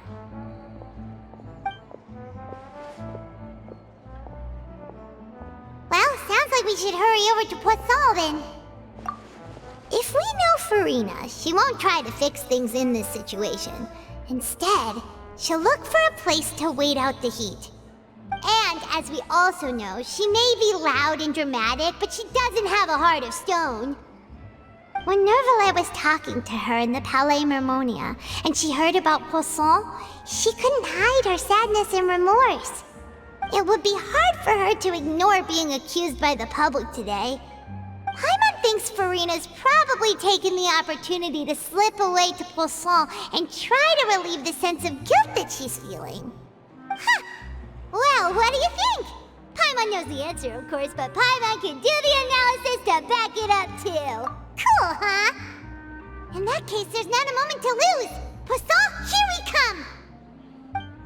This place looks deserted. Guess all the survivors must have evacuated already. All that's left here are signs of devastation. Could Farina really be here? Let's try to find her as soon as possible.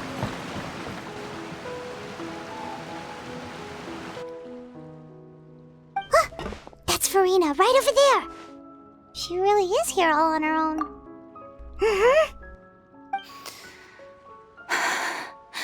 Should I just give up? This is all meaningless. What was meant to happen did happen after all. Everyone's dead. I'm sorry. I am so sorry. Give up, Farina. There's no point in holding out. I'm sorry. But what can I even do other than to repeat meaningless apologies over and over? Who's that? Don't worry, Farina. It's just us. So it is you, blonde traveler from another land. Why, I almost thought you were someone from that mob of my ignorant subjects, come to kneel and beg for my forgiveness. Farina, you were crying just now, weren't you? The tear stains on your face are obvious. What do you mean, tear stains? Oh, I remember. The show at the Opera House earlier this morning was so moving. I'm still trying to process it. Who did that uncivilized rabble think they were, disturbing my enjoyment of the arts? They even dare to tout their Archon. I must teach them a lesson.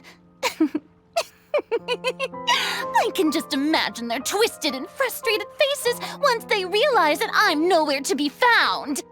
Oh, and I'm sure Nouvellette and those people from the Maréchaussée Phantom are freaking out right next to them, too.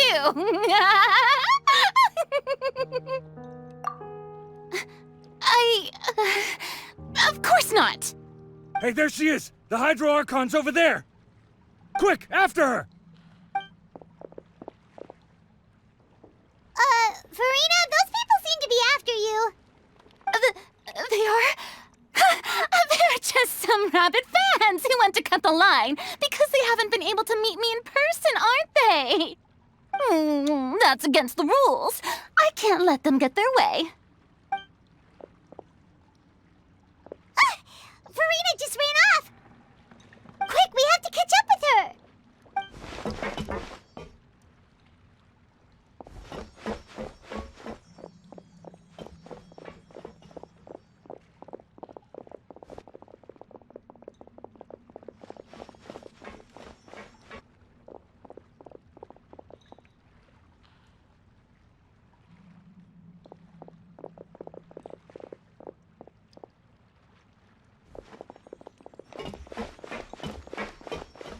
This should be the place, right? Hey, Farina!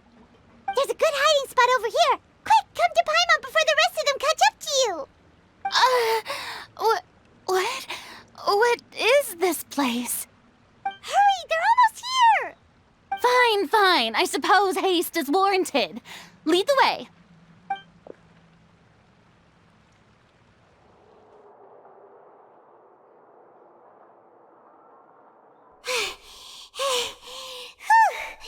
Paimon's exhausted.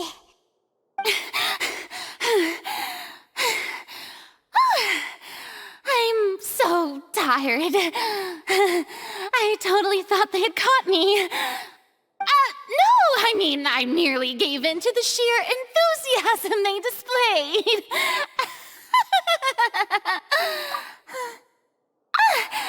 You're right. Yep, that's a good girl.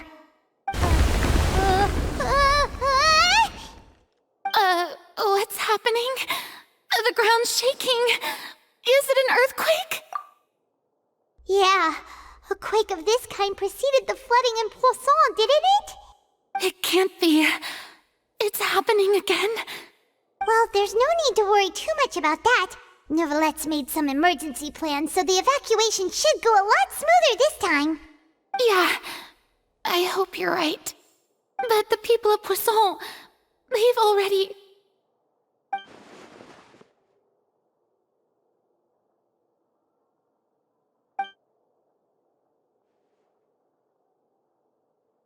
It's true. I've been investigating the prophecy for hundreds of years. I once had informants all over Tevat, searching for clues and feeding information back to me. I've tried all kinds of ways, too, to hold back the sea. Anything to keep the coastline from advancing. But all my efforts proved to be futile in the end. Really, the truth has been clear to me for a very long time. We cannot make an enemy of the divine. No matter what we do, the will of the heavenly principles will have its way, and the prophecy shall be fulfilled. Give up. I do love the sound of that phrase. It would mean finally coming to terms with fate, but also for me to finally be free. Indeed, I've thought about giving up so many times, especially after we almost lost Poisson. Fate is really unreasonable, isn't it? It has no heart and obeys no rules. The prophecy has only just started to come true, and so many people have already lost their lives. But just now, it all became clear to me. I still don't have the right to come to terms with fate on behalf of everyone else. As long as the final moment hasn't come, it's still not too late. Don't worry. I will keep hope alive for everyone until the very end. Well, that's enough for now. I got the impulse to play the stricken maiden, but honestly, considering my rank and station, that wasn't a good fit at all. Don't take any of what I just said seriously. How could I possibly let Fontaine fall to the whims of trivial prophecy? Come on! Paimon could have sworn you were actually being honest just now.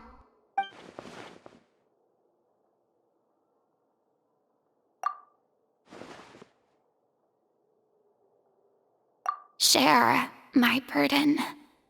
That's impossible. It was fated right from the start that this would be my duty alone.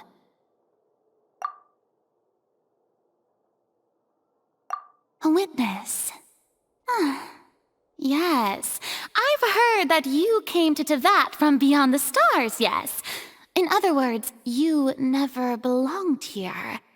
And if Tevat is, in its entirety, a show on a stage, then you're just a spectator, aren't you?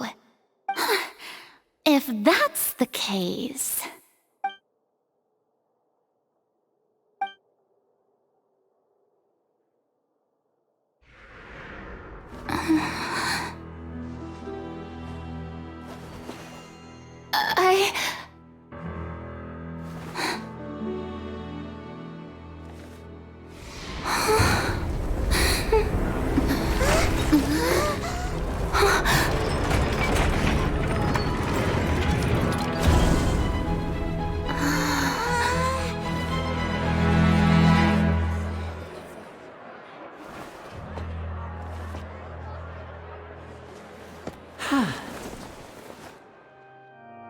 Ladies and gentlemen, this concludes my opening performance.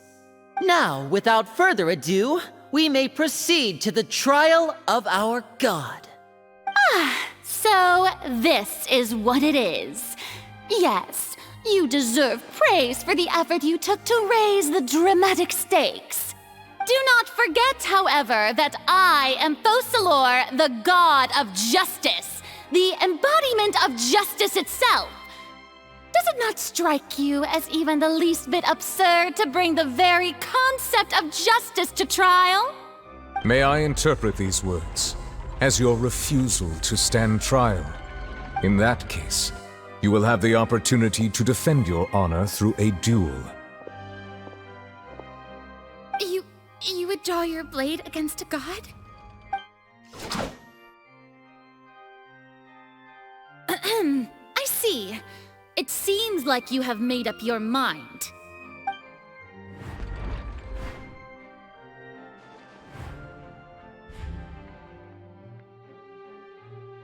Paimon can't believe it. She just surrendered. What the heck is going on? Did I just see an Archon surrender to a human? Wow, how utterly humiliating. Lady Farina, what is the meaning of this?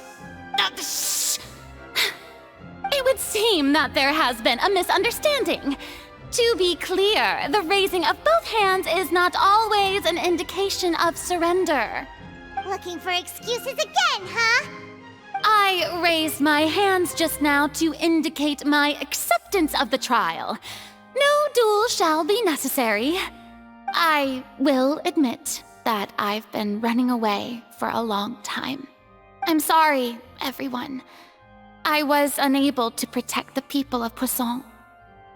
It is my duty to stand trial for my crimes. You are not the only ones to be disappointed in me. I, too, am exceedingly disappointed in myself. But now, it is time for the Hydro Archon to show you her courage and resolve. I, Farina, will use this trial to show the world the true meaning of justice! This time, I will protect you. Applaud and rejoice. One of the most outrageous and fantastical arcs known to the opera epiclese is now unfolding before your eyes. Mark my words, this shall be one of the most exhilarating and brilliant shows ever to grace the stage of Fontaine. The trial of the Hydro Archon, Focalor, will now begin! Woohoo! Oh, now we're making history! Why does it feel like Farina just took over the whole thing? Like, come on! Didn't she just get forced to stand trial for her crimes? Also, even though she's still acting super dramatic, she is taking this seriously this time, right? All right, then. Who will be my opponent in this trial? The court asks the prosecutor to please take the stand. Is that so? Very well. Then please speak, witness of Tivat, my accuser and fated opponent.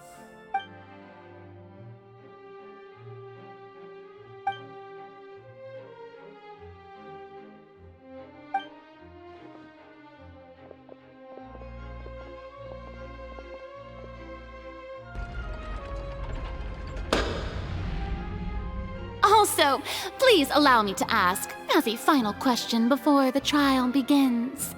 Just how much work did you do to force me onto this stage? Well, we did do a lot of prep after the meeting that day.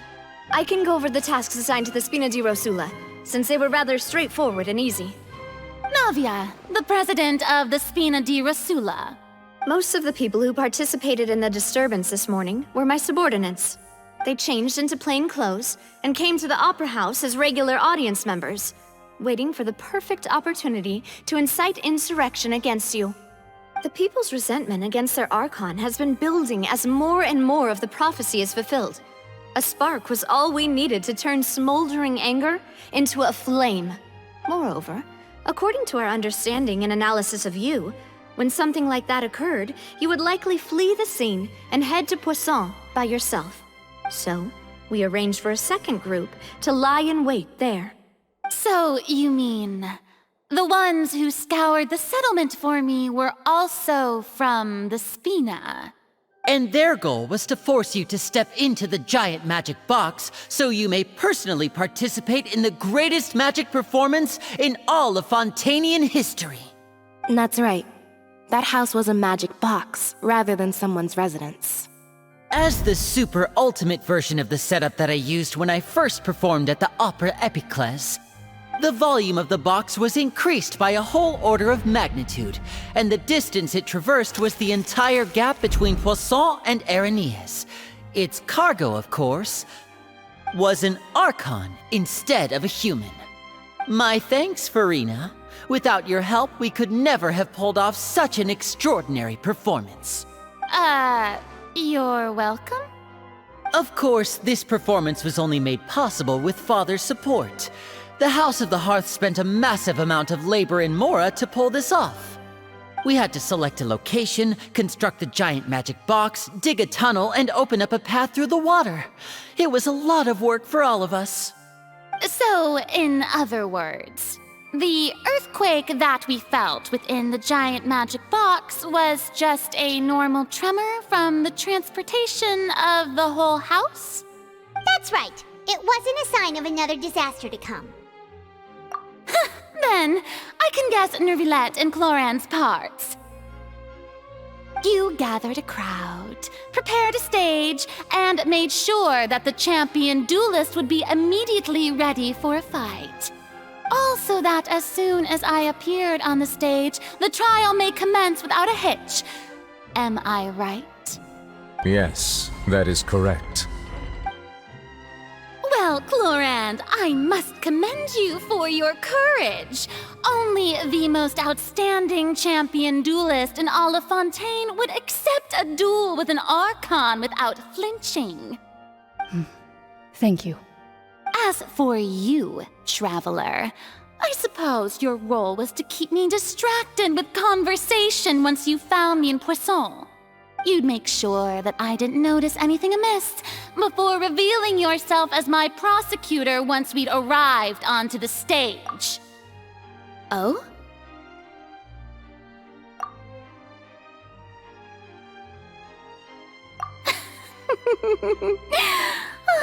Is that so? Then I suppose I must have missed my final chance. It's fine. It matters not. What's done is done. The stage is already set, so there's no reason to disappoint the audience. Let's see this trial through to the very end.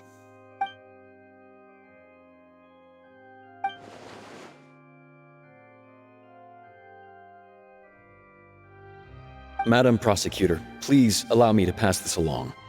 This is a document that Miss Charlotte applied for and received permission to share with you during the trial.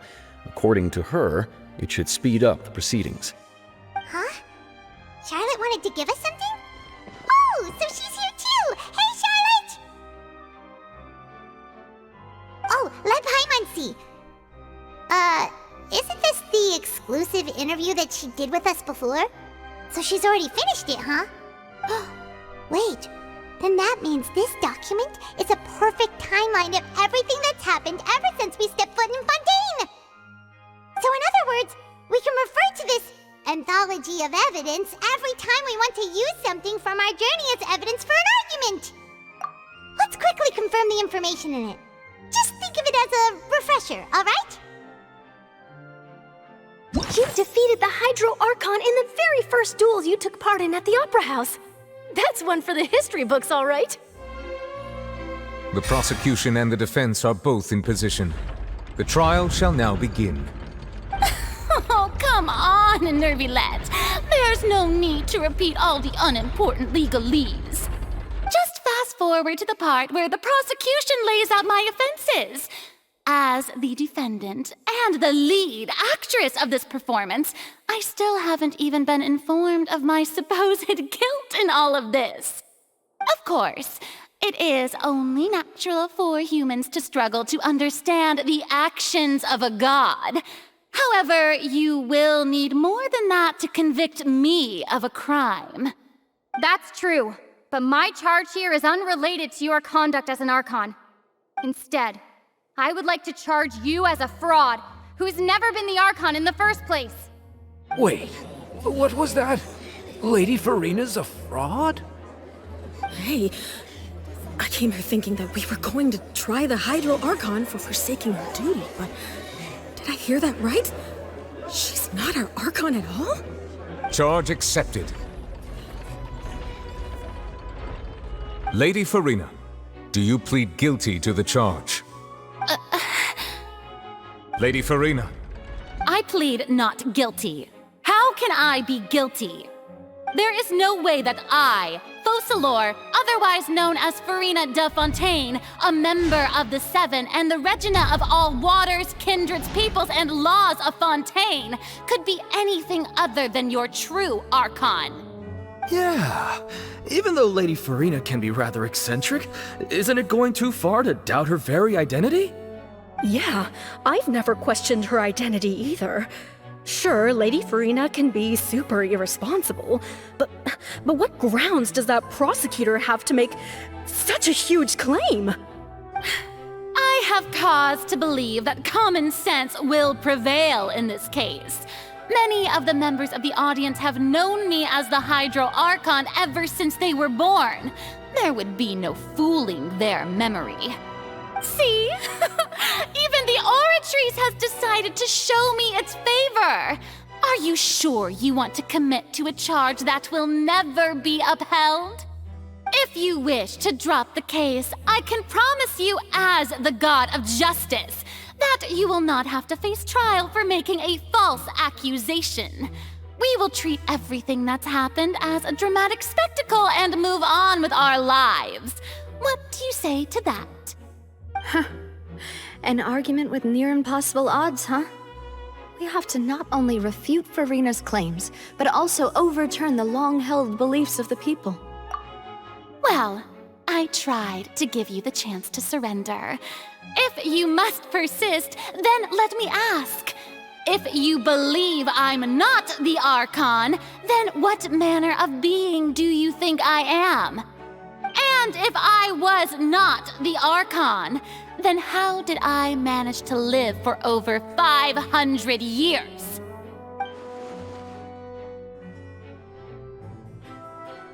First of all, you may be a member of another long-lived race, which would allow you to naturally possess an extended lifespan.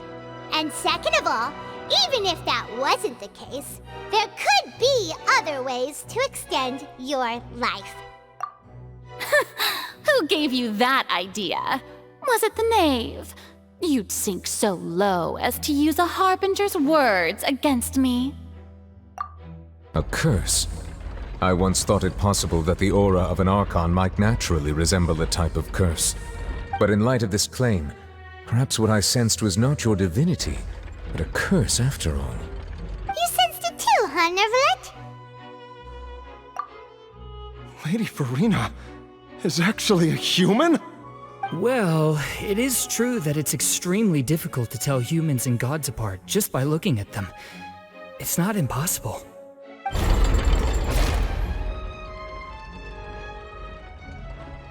Well, don't start celebrating too early now. Even if I have been carrying a curse like you said, how does that prove that I am merely a human being? Besides, everyone knows that the main difference between a human and a god is the possession of authority. Gods can do what humans cannot. That's why they're worshipped as gods. For centuries, manifestations of my authority have served the nation of Fontaine. One need only to turn their eyes towards the Oratrice Mécanique d'Analyse Cardinal in this very opera house, or consider the endemnitium that is used in every aspect of life.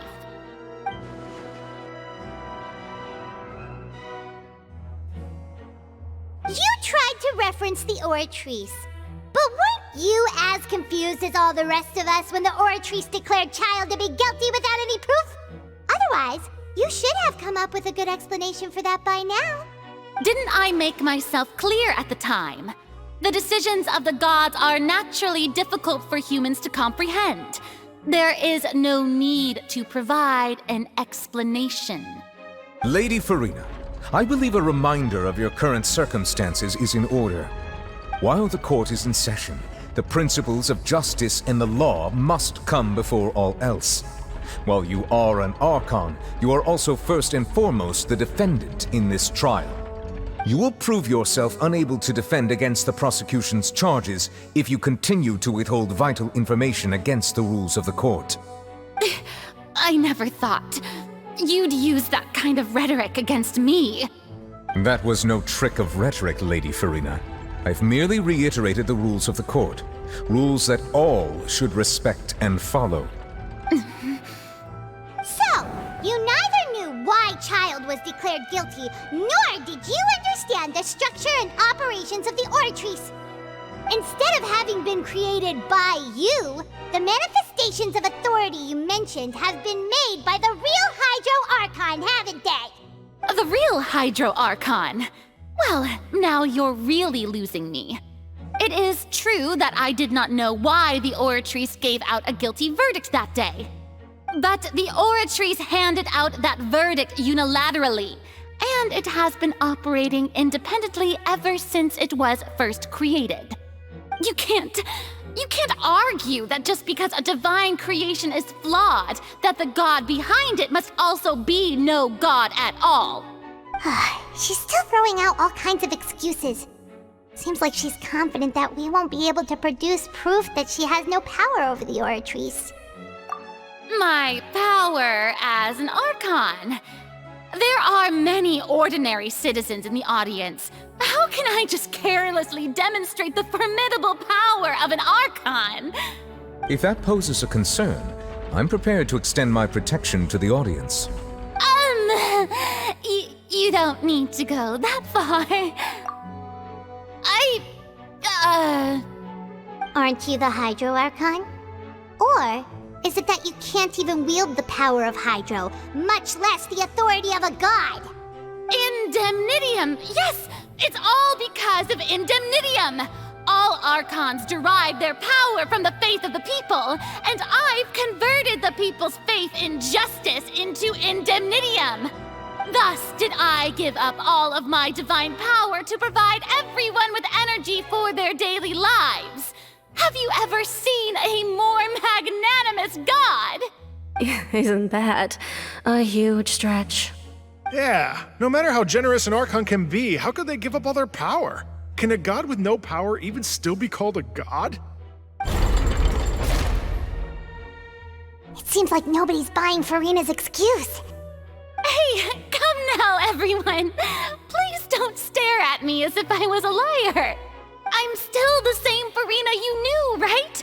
The one that you loved. Shouldn't you want to believe in me? Please? You've got to believe me. If what the prosecutor said is true, she really has committed a grave offense. Did she deceive all of us? And all of our parents and grandparents too? And all of our ancestors? Ever since they were born? Enough! That's enough.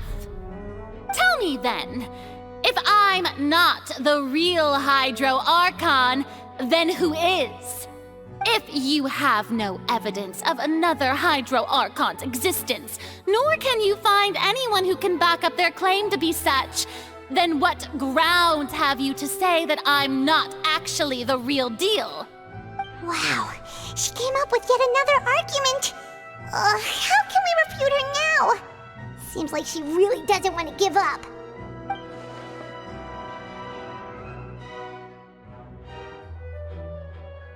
It has been established that all Fontanians can dissolve in water from the primordial sea. And that means... Since you insist on claiming to be a god and not a human, then there's a method that you can use right here and now to eliminate all suspicions of you being the latter. Miss Navia, please apply to serve as a temporary attorney for the prosecution before addressing the court. Though you act in partnership with the prosecutor, you must still adhere to proper procedure. Super sorry, Monsieur Chief Justice.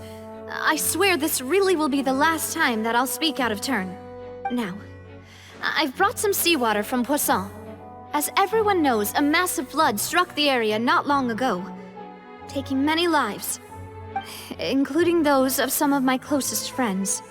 So, Miss Farina, would you dare to touch some of this seawater? If we are to believe that you are indeed the real Hydro Archon, touching this seawater would have no effect on you. All it should do is strengthen your case. But if you don't dare to touch it, then we would have basically proved the reverse. Oh, and I must remind you that after the disaster at Poisson, nobody wants to see any more people dissolve. I do hope you'll act prudently and choose the simpler path of admitting guilt. Navia from the Spina di Rasula. The Spina has governed Poisson for many years. I guess her suggestion is valid. If Lady Farina is indeed just a human, she's probably Fontanian like all the rest of us. Would she really dare to try?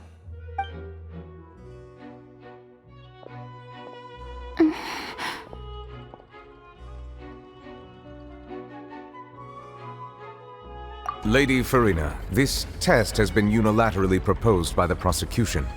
As it falls outside the realm of standard court proceedings, you possess the right to decline participation.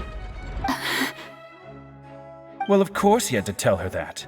But refusing to participate is basically the same as a confession of guilt. She's just staring at the water without saying a single word. It really does seem like she's quite terrified of it. That could only mean... What's going on? Is she really planning to... that's not what we thought she would... Due to the inherent risk of the test, Lady Farina, you may... Hey!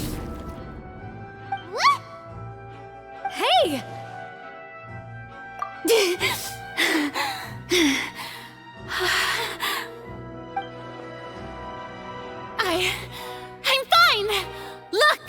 Look at me, everyone! My hand is still here! I haven't been dissolved!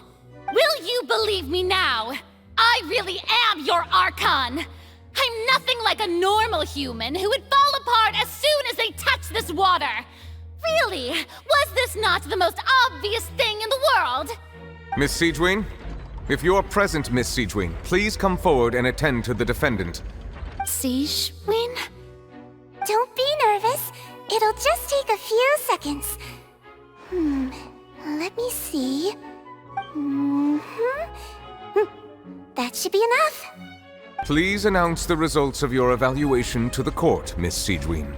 As everyone doubtlessly saw, Miss Farina was displaying symptoms of hyperventilation and flushed skin. These indicate that she was experiencing the adverse effects of exposure to primordial seawater. The extent to which she was affected is the same as other humans when exposed to primordial seawater of a similar concentration. Thank you, Miss Siegewin.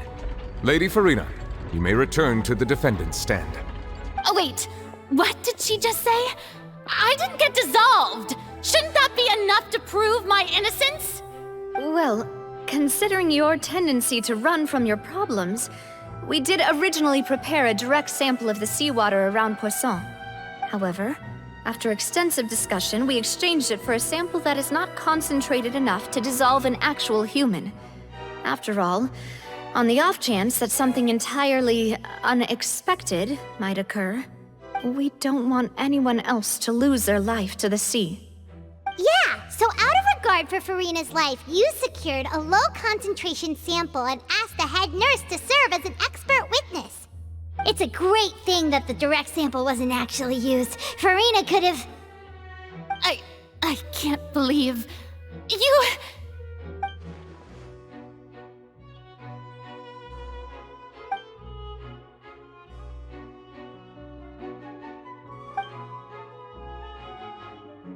Listen to me, everyone! Please don't give me such cold and disdainful looks! What happened just now didn't prove a single thing! Think about it! How can you conclusively prove that an Archon can't also be affected by the primordial seawater? Also, if I was really just a human, why would I dare to just put my hand in that kind of water?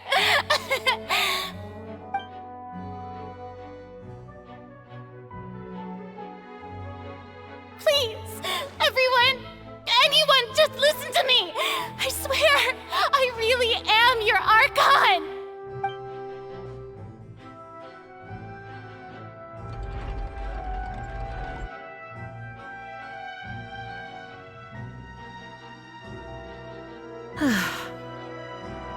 I don't think anything she says at this point will sway anyone. The odds are just too stacked against her now. With all the things that have been said, Paimon doesn't think there's any way left for Furina to win. I believe the time for arguments and presentation of evidence has come to an end. If there are no objections, we will move on to the final judgment.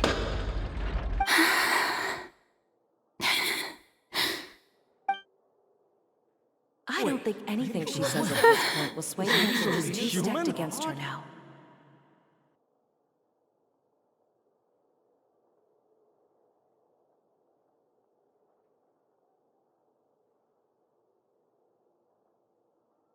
In my capacity as Chief Justice, I shall now render judgment on Furina's misrepresentation of herself as the Archon of Fontaine.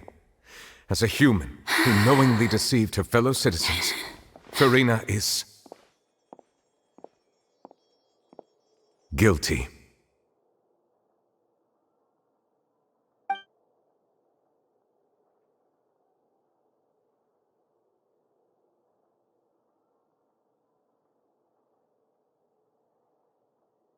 We shall now turn to the Oratrice Mécanique d'Analyse Cardinale to render the final verdict on the charges.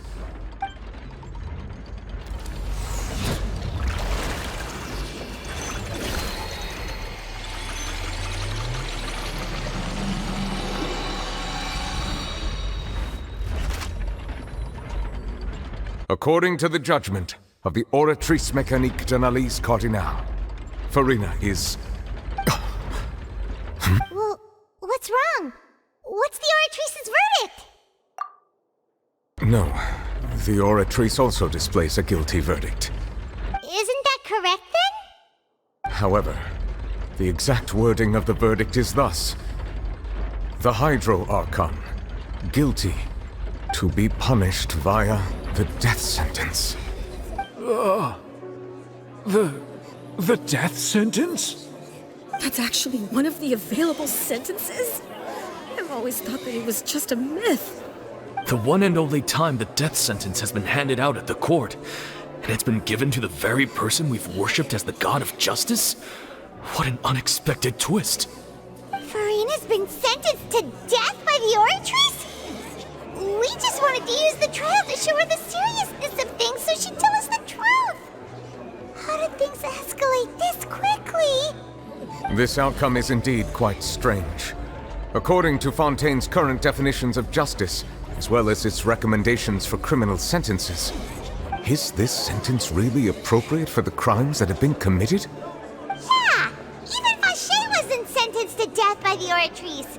You know, the real evil mastermind behind the serial disappearances case. Indeed. Not only is Furina's sentence overly excessive, the very point of our trial today was also to prove that Furina has never been the Hydro Archon in the first place. But now, the Oratrice seems to have deliberately invoked the title of the Hydro Archon. What does this mean?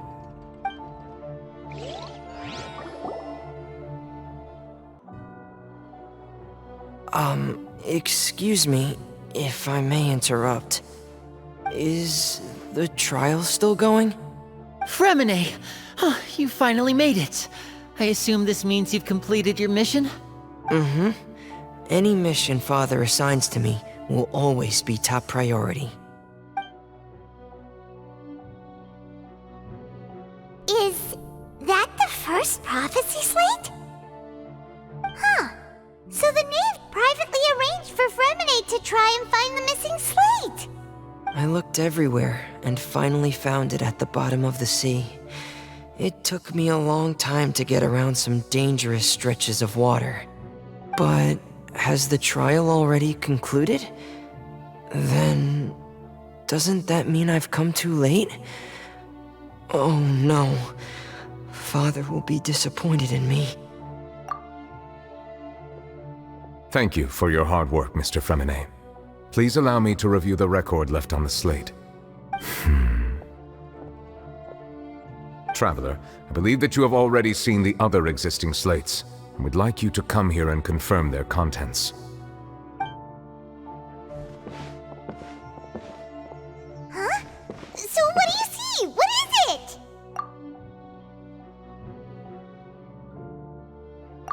I believe I have now made sense of the Hydro Archon's crime. It has to do with Fontaine's lost history. Huh? Isn't the Hydro Archon just guilty of deceiving her people? Oh, wait, no, that's Farina, and we've already proven that she's not the Hydro Archon. So when you say Hydro Archon, do you mean the real Hydro Archon we've been kinda talking about? In truth, everything that you've encountered in Fontaine up until this point can be traced back to the contents of these stone slates. However, I'm uncertain as to how much sense they currently make to you. Okay, let's try to recall the contents of the other 3 stone slates. Paimon will do her best to help you remember. The first stone slate describes what you just said. It seems to show the previous Hydro Archon using her divine power, and then the Oceanids turn into humans. Does that mean that Fontanians are transformed Oceanids? Oh, Paimon wasn't expecting that. But if Oceanids can turn into humans, then perhaps this process can be reversed as well. The second stone slate shows Celestia floating in the sky, and the Hydro Archon and her people worshipping it together. But the heavens still brought judgment down upon them. This must be the point when the Hydro Archon and the Fontanians were branded with their original sin. Does this mean that the original sin and the Hydro Archon sin are the same thing? The third slate shows the Hydro Archon sinking into the sea surrounded by many people. That reminds Paimon, didn't we also watch that happen to someone else? Well, the fourth slate is the prophecy the Fontanians have been talking about. People dissolving into the sea, the Hydro Archon crying on her throne, and so on. We didn't believe that such a crazy disaster could happen at first, did we? But after that incident, it was just a question of when and not if. We know from the case of the serial disappearances of young women that Fontanians can be dissolved in primordial seawater. And the first stone slate tells us that long ago, the Hydro Archon used her power to turn Oceanids into humans. This might be the reason that Fontanians can dissolve. Perhaps what is about to take place has all happened before. The true sin of the Hydro Archon that Nervilette mentioned, and the original sin cast down on the people of Fontaine by Celestia, as recorded on the stone slates. It's not as simple as falling into the sea. When Navia fell into the sea, her consciousness was subjected to judgment. The stone slates show the people gathered around the Hydro Archon in the sea. Could that be alluding to the same thing? The prophecy from the stone slates found its way into society, but not many people believed it at first. The fortress of Meropide was nearly flooded with primordial seawater, which we know can cause Fontanians to dissolve.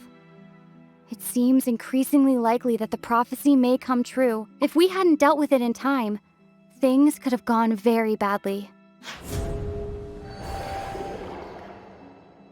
They'll dissolve into the primordial sea but won't cease to exist. Their essence will flow in the seawater, converge, and take the form of an Oceanid. The Hydro Archon was sentenced to death in court, shocking everyone present. Perhaps this means that her sin was actually Fontaine's original sin. Navia fell into the water inside those ruins, and she nearly dissolved. She was surrounded by the people of Poisson in a court within her consciousness, and was forced to take part in a trial meant to make her stay. The eruption of the primordial sea at the fortress of Meripede was the surest sign that the prophecy was about to come to pass no matter what. The prophecy's contents can all be verified by recent events. If we combine what we know together, loads of truth should come to light. Huh? Oh, Paimon gets it now! So that's how you can make sense of it. But then it feels like we're going to have to share some truly shocking revelations. Let's hear them. Incredible. Linny, did you hear that? We're not real humans. All Fontanians were originally created by the late previous Hydro Archon, with Oceanids as their basis. The evidence for that can be found in how only Fontanians could dissolve in primordial seawater, and how all the girls Vache dissolved were also turned into Oceanids. Oh, and according to Navia, when she was about to get dissolved, she also saw everyone gathered around for a trial, all of them in the shape of Oceanids. Indeed. Yeah, and it follows from the content of the first slate that she probably angered Celestia by creating humans without prior permission. That could also explain why the Oratrice judged the Hydro Archon to be guilty. It's to account for that ancient sin. The Hydro Archon's true sin was creating us? And yet, after many hundreds of years, the Hydro Archon's creations have turned around to try to judge the Archon within the Opera Epiclese. The twists of history are often the most unexpected of all. Yeah, isn't the image here just like when Navia fell into the sea? So wouldn't it be trying to show the image of the Hydro Archon also falling into the sea once the prophecy has been fulfilled in the fourth slate? In the end, the people will all be dissolved into the waters, and only the Hydro Archon will remain weeping on her throne. Only then will the sins of the people of Fontaine be washed away. Did Paimon get all that right? You've made some keen deductions. I must say, given how much you still don't know, it is impressive that you've already managed to connect so many pieces of the truth. However, while you were able to decode all the information on the slates, they've also been etched with an additional layer of hidden information using a different power source. When we were at the ruins, I tried to decipher the hidden information recorded in the slates. But since we only had 3 slates at the time, I was unable to come to a full conclusion. Now that the slate collection is complete, I shall make another attempt to decipher the narrative recorded within. If everything goes well, we should finally be informed of the unadulterated truth.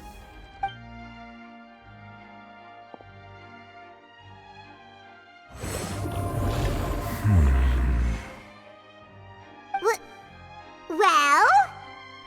Did you get it? I believe I should share this truth not only with you, but with all the people of Fontaine as well. I will try to briefly summarize it for you. Your hypotheses regarding the origin of Fontanians and the sin of the Hydro Archon were both correct. In the Fontaine of old, the previous Hydro Archon sensed the yearning of her Oceanid familiars for life on land.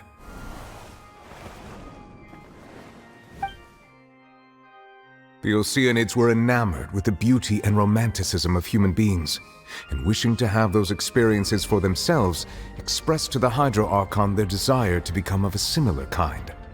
However, even though water as an element is intricately linked with the power of life, the Hydro Archon, as one of the 7, did not possess the authority to create a new form of human life. Not one to give in, she eventually found a way to create permanent humanoid bodies for her familiars by appropriating the power of this planet's primordial sea. She poured primordial seawater into the Oceanids' blood vessels, creating humanoid mimics in the process. But if Fontanians were to ever come into direct contact with water from the primordial sea, the power within their bodies would escape these artificial restraints and return to the sea. As a result, their forms would collapse, and they would be reverted to their original forms as Oceanids. Of course, The Hydro Archon never received permission from the heavenly principles to create a new human race. And thus, the Hydro Archon and all of her creations came to shoulder the original sin of appropriating the power of the primordial sea. That is the true history of how the people of Fontaine first came into being. So we were all Oceanids before we turned into human beings? That's way too much information for me. I think I'm just going to pretend that I never heard a single thing. Wait, but if that's the truth, we can't let the Hydro Archon be sentenced to death. After all, her only sin was creating us. This really might be too much information for your regular Fontainian, but it does answer a lot of our questions. Alas, your hypothesis regarding the third and fourth stone slates was inaccurate. The slates' respective positions are, in fact, correct. A key point of the visual on the third slate is how all the individuals depicted in the water are humans rather than Oceanids. They have not been dissolved, which implies that the water depicted in this slate is not water from the primordial sea. The nation of Fontaine is the nation of Hydro, as well as the nation of trials and justice. Instead of being the literal element, the water in the scene symbolizes judgment and justice. You may also recall Navia's experience.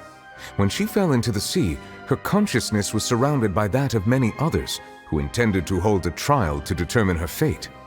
Therefore, the meaning of the third slate is that the people of Fontaine shall try the Hydro Archon at the court of justice. Yes, it refers to our present situation. I think I'm following now. So, what you're saying is, even though we decided to put on this trial to avoid fulfilling the prophecy, in truth, everything we've done has happened exactly as the prophecy foretold. So now, it seems, we're the ones making sure it comes true. What should we do? Huh. No matter what, the prophecy will be fulfilled.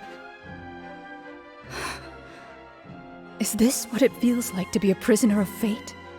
If that's the case, does that mean the scene in the fourth slate will also be fulfilled soon? Traveler, I would like to point out another small fallacy in your deductions.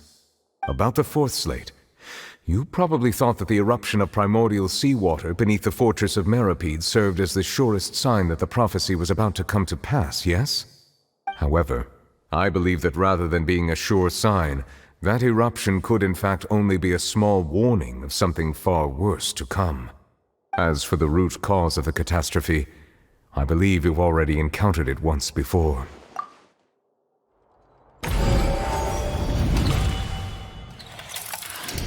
This eruption was just a small warning of the things to come.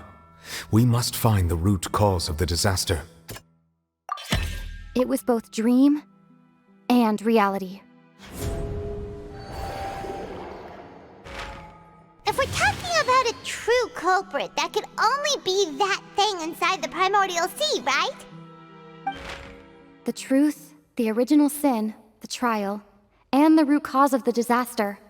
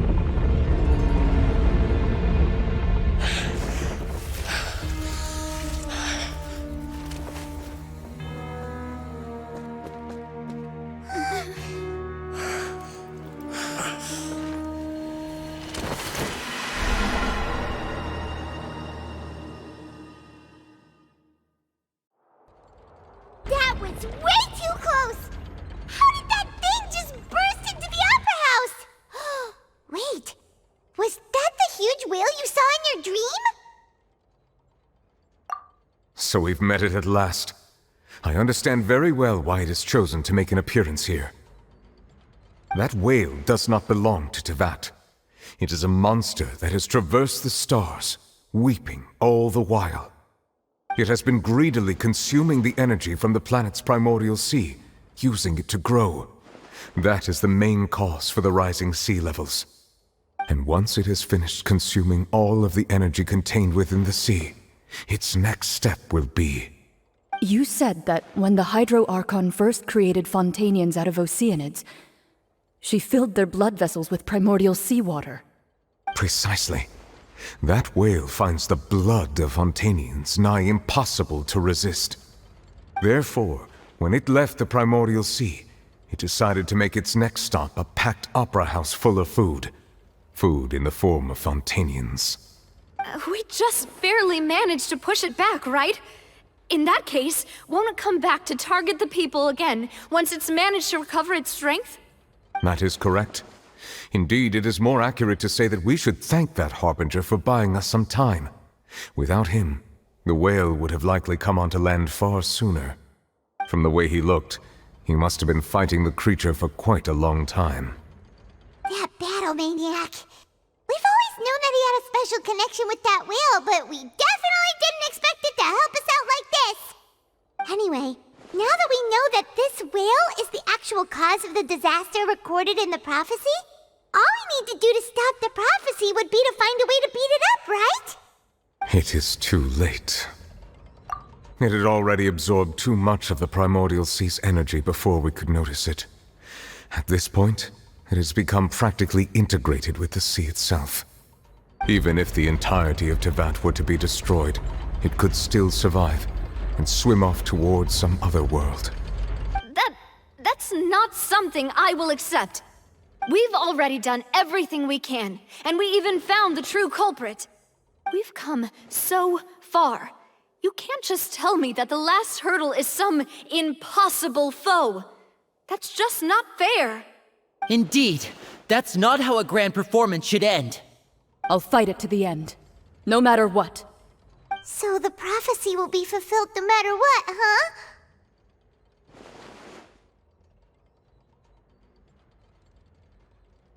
The prophecy. Yes, what has been prophesied will be fulfilled. You may view such things as the history of the future.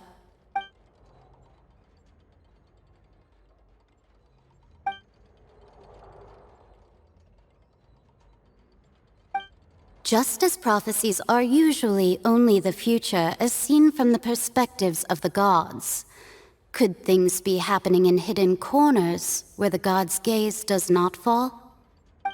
Ultimately, fate shall serve as your only guide, no matter what will happen in Tevat's future. All you need to do is to play your part.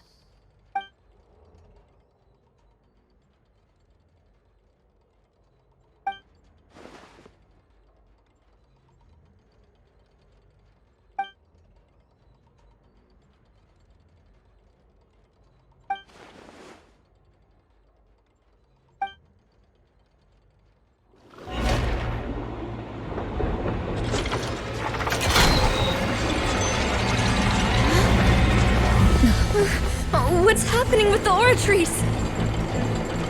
I believe it is preparing to carry out the death sentence.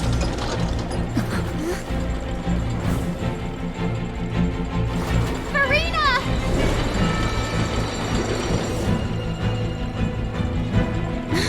No, I still need answers.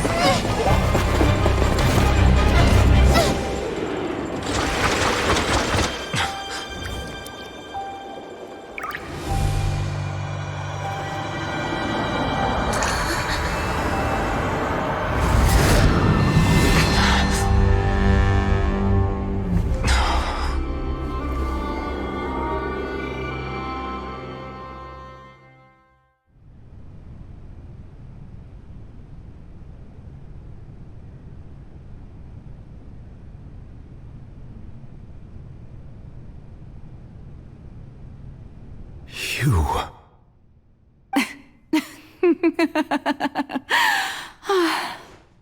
Sorry.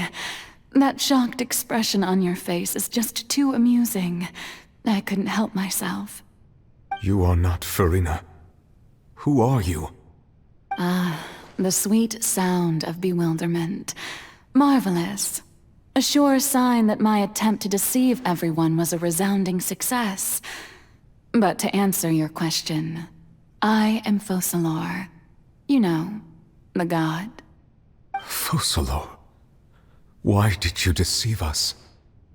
Oh, that wasn't my goal, of course. Goodness, no. But I had to fool everyone else too, if I was to stand any chance of deceiving the heavenly principles. Deceiving the heavenly principles? It's all because of that pernicious prophecy. Dreadful, wasn't it? Everyone doomed to dissolve. Fontaine condemned to be flooded. One was not amused. In fact, one was positively bemused when that problem was thrust upon me by my dearest predecessor. That's the former Hydro Archon Egeria, for the uninitiated. It hardly gets more disastrous than a preordained national catastrophe, now does it? She knew full well that the prophecy would surely come to pass. And as one of the seven, she also knew full well that one defies the heavenly principles at one's peril. So yes, as you have no doubt surmised, it was a rather impossible situation that I found myself in. I spent a terribly long time mulling it over, alone on the ocean floor. And I was almost growing barnacles by the time I finally realized there was only one possible solution to this confounding conundrum.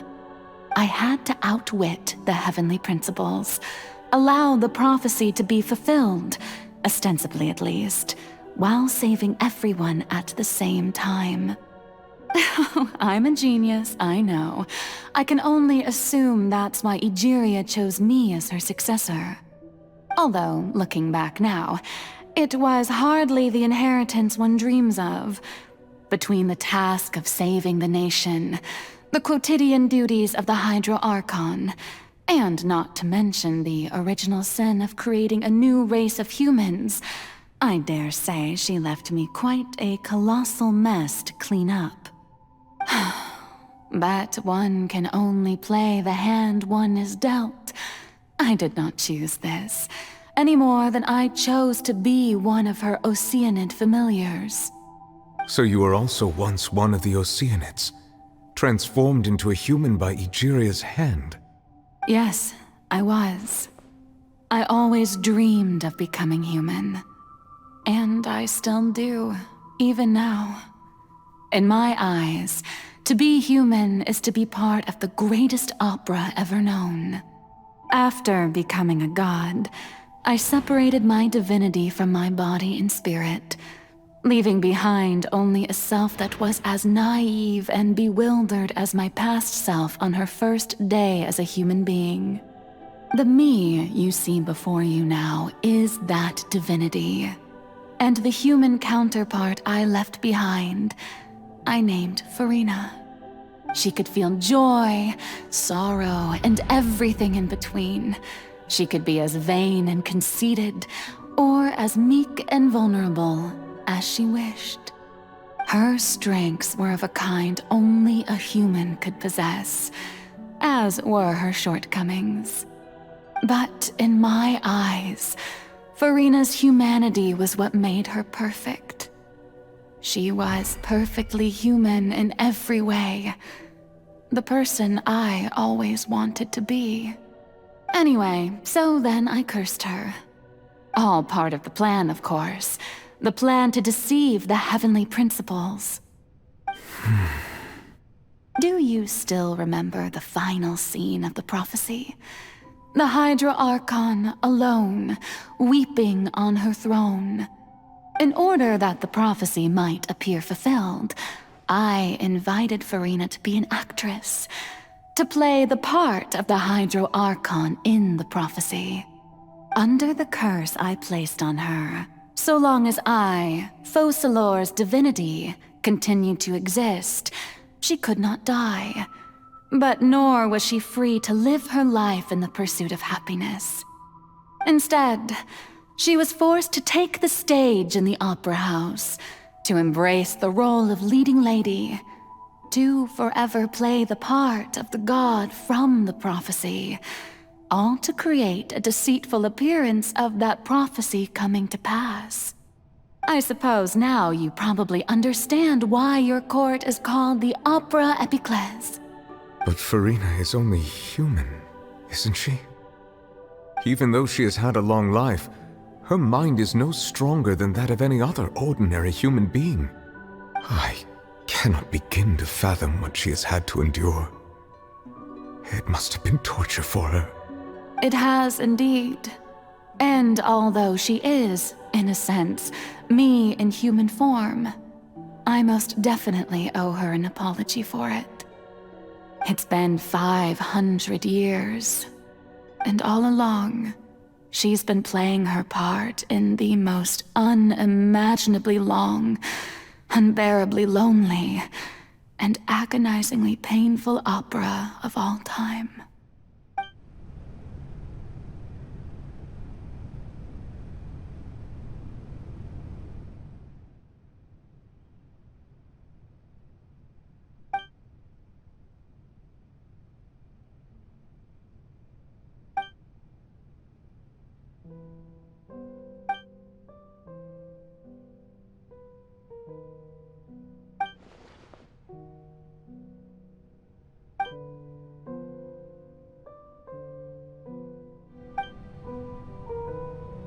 Oh, who permitted you to come onto the stage?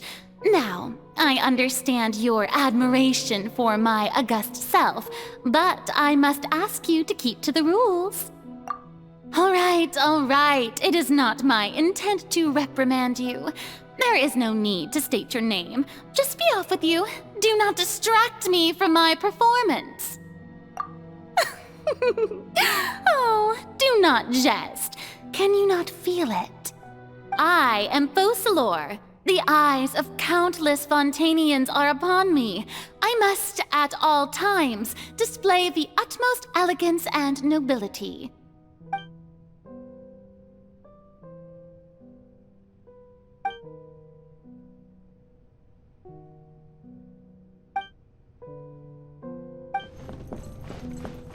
Dear audience, the performance is experiencing a technical difficulty, but worry not. The guards shall resolve it soon enough. Hey, what gives? The audience is still watching me, you know.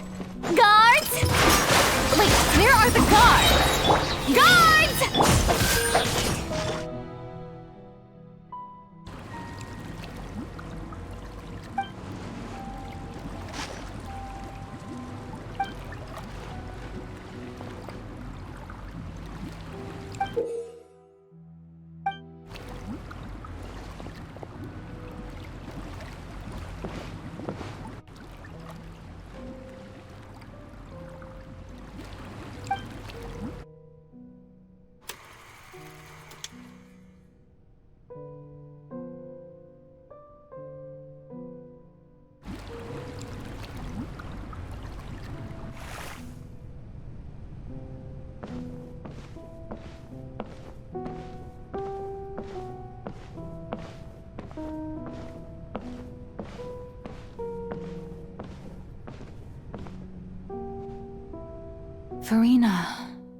Farina.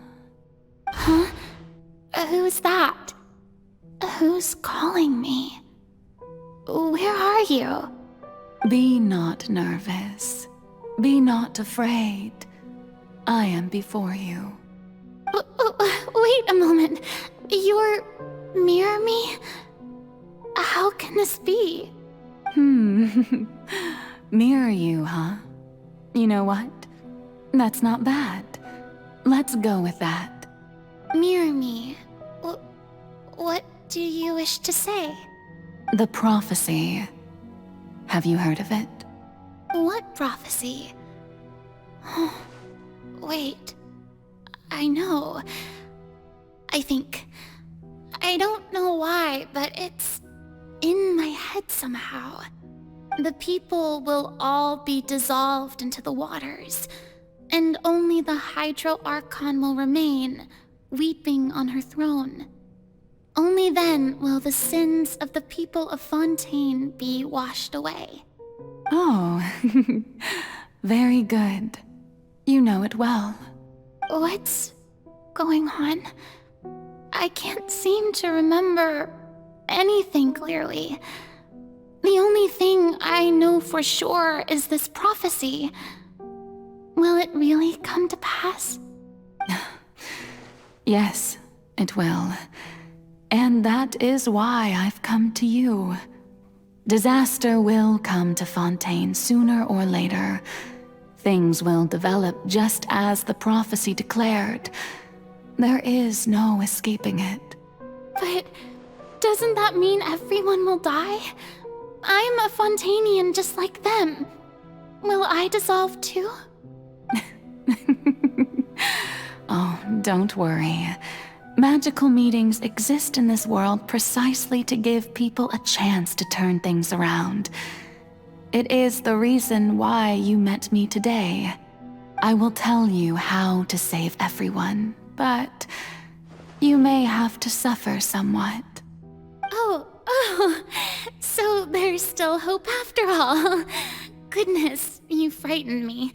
You spoke so much and with so much certainty. As for the suffering, well, I will admit that the first thing that came to mind was, why do I have to be the one to suffer? But if the prophecy will come true, I'll also die anyway, right? So if I've already met you as my magical meeting in this world, if there were scales, with all the people of Fontaine on one side, and my pain on the other, is it not obvious where the scales should tilt? You truly are the perfect human. My ideal. I suppose this would also be the justice that belongs to you. Huh? Don't worry, it's nothing. Listen well. Fontaine has just lost its Hydro Archon. I need you to play a role. That of the new Archon. Play as a god? That's right. You must begin a never-ending masquerade. You must never let anyone suspect your identity. If you can keep it up, then I shall have my way of defying this prophecy. But should your identity be revealed, then all hope will be lost. But how will I do this? A human assuming the role of a god without being exposed. Don't worry. What you must do is not to turn yourself into a real god. You simply need to play the role of a god as humans imagine them to be. Being a human yourself, I'm sure you already know what such an entity would be like. Remember, your true challenge will not be pursuing divinity, but contending against humanity. I'm still not sure I understand, but I'll try. I'll try to do this. So, how long am I going to have to play this role? To accomplish this mission, you will have to stay on the stage for many, many years. You will endure and not grow old until your task ends. But I promise you, all will eventually end in a magnificent and dramatic trial, and everyone will be saved. A trial, huh? How exciting. I'll be looking forward to it.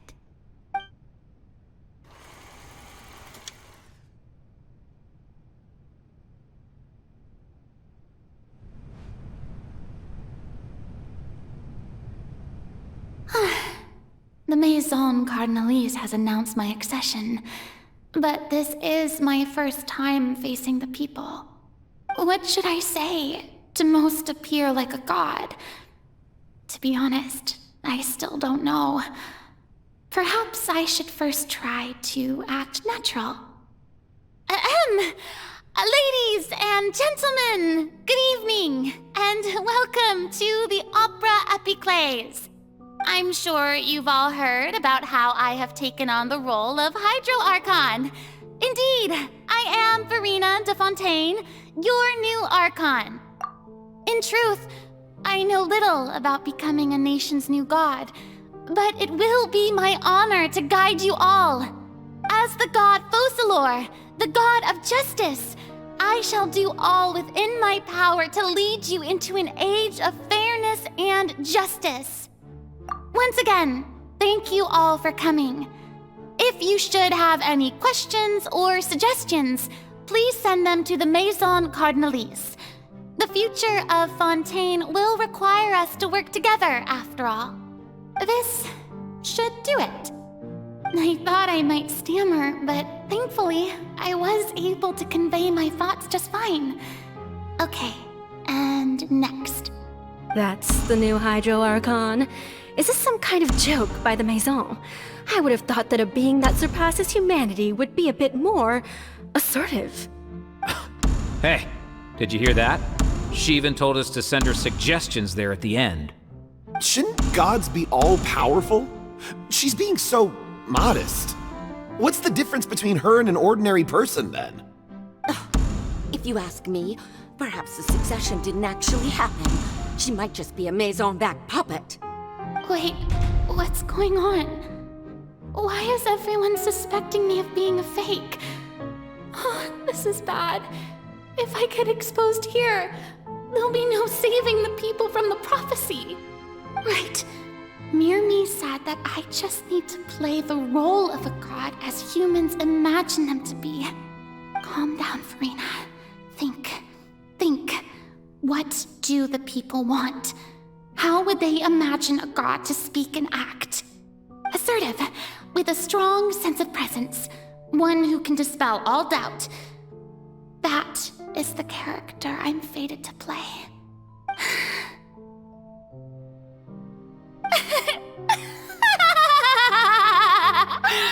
Oh, very good, my people. Only ones such as you are deserving of my rule. Now, I was wondering if some weak puppet were to one day come onto the stage and claim ownership of this opera house, would the children of Fontaine follow them? Well, it seems that you would all see right through them.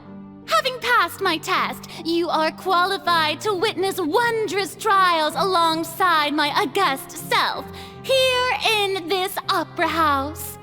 You may consider my previous act a door gift of sorts. I thought it was a debut that suited the atmosphere. Now then, let us be reintroduced. Ah, so that was just a performance. How could I have forgotten that we were inside an opera house? Her personality.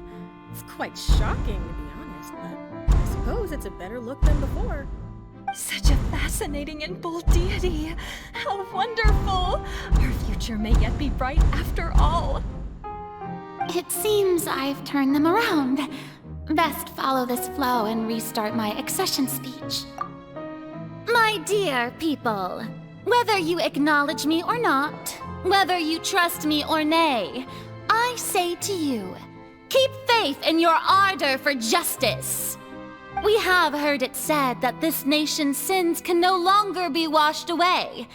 Well, I say that justice is most fragrant when it blooms amid sin. The scales of justice should not weigh heavy in the hands of its God. On one side, it must carry fairness and justice. And on the other, praise and applause. May law be the prayer on our lips. May judgment be our worship. Let us light the fires and drink to the future of Fontaine. There is no trouble in this world that justice cannot solve. All that is needed is for you, my people, to believe in it, heart and soul. So long as I, the Archon Focalor, stand within the Opera Epiclese, so long as I stand before the Oratrice, I shall even judge the gods of this world!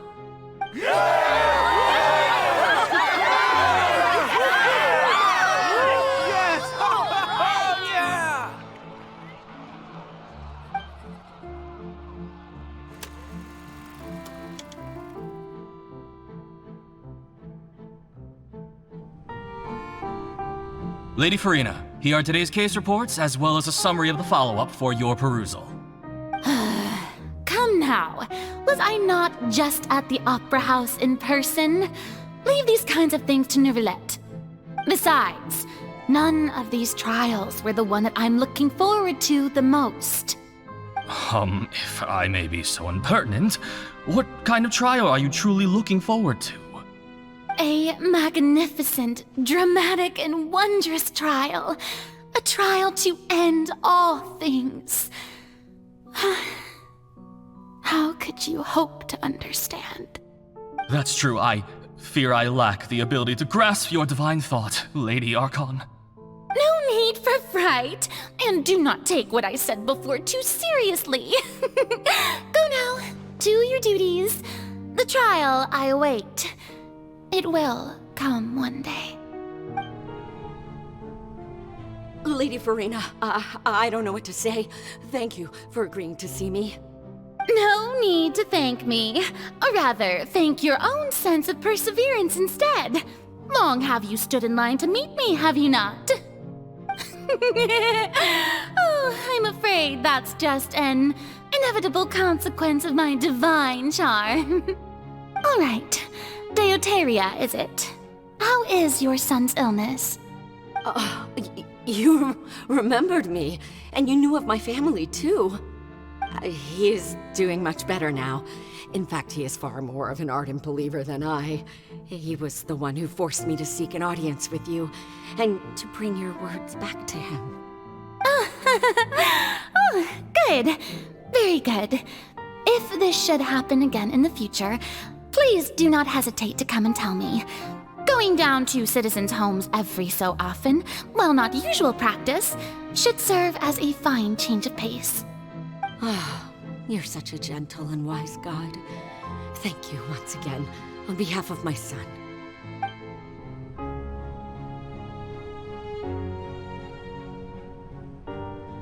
Lady Farina, here are the latest hydrological reports. As for the specific parameters you asked to take note of, I'm afraid things still don't look good. I see. It's as I thought then. As your god, I did already expect this, but I wanted to see how far your human wisdom would allow you to analyze it. All manner of signs indicate that the prophecy will still come to pass. Forget it. That's not something you need to worry about right now. Well, as I understand it, the Fontaine Research Institute is also trying to find a way to counter the rising water levels. Really? Have they found anything? I'm afraid that they haven't found any effective solution thus far. Oh, is that so? Well, no wonder. This issue has reached the realm of the gods, after all. Still, their spirit is praiseworthy. The day is finally over. I haven't had a moment to breathe this whole time. But it's good to see that everything's getting on track. There are no longer any voices of suspicion. Maybe this is fine. I just need to keep going, and everyone will be saved. All right, Farina, don't think too hard about this. You need rest. Tomorrow's a new day.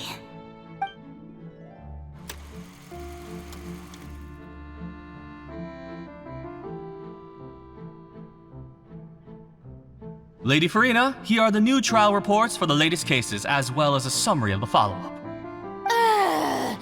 There'll be no need for that. I've seen them already. There's no need to go back over scenes I've witnessed in person before. Lady Farina, I've waited so long for this chance to see you in this manner. Indeed, my dear, loyal citizen. This joyous moment is an honor for us both. Lady Farina, we're detecting significant hydrological anomalies near Poisson. Understood. Keep monitoring. Keep me informed should anything come up at the Institute.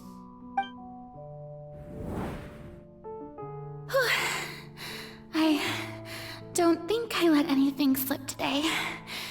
I must show the people that there is nothing to worry about. I just don't know when these days will end. I feel utterly exhausted. Best to rest early today, too.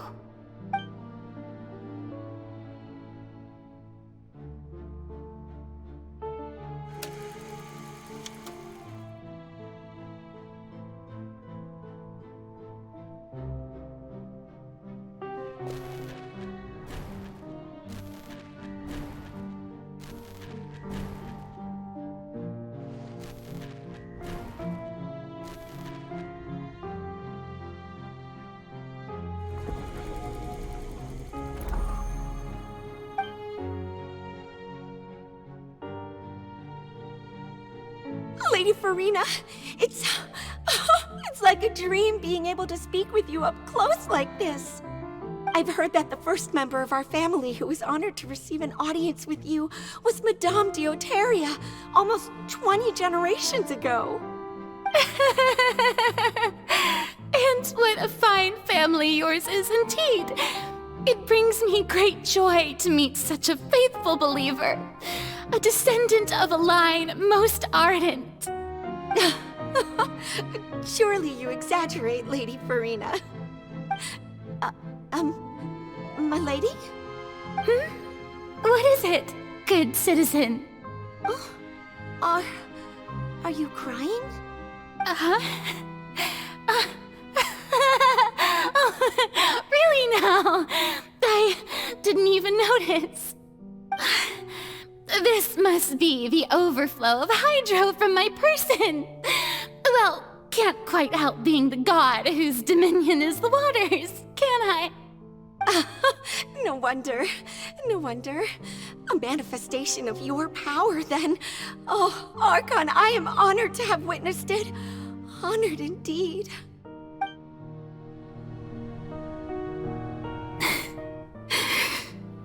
So interminable.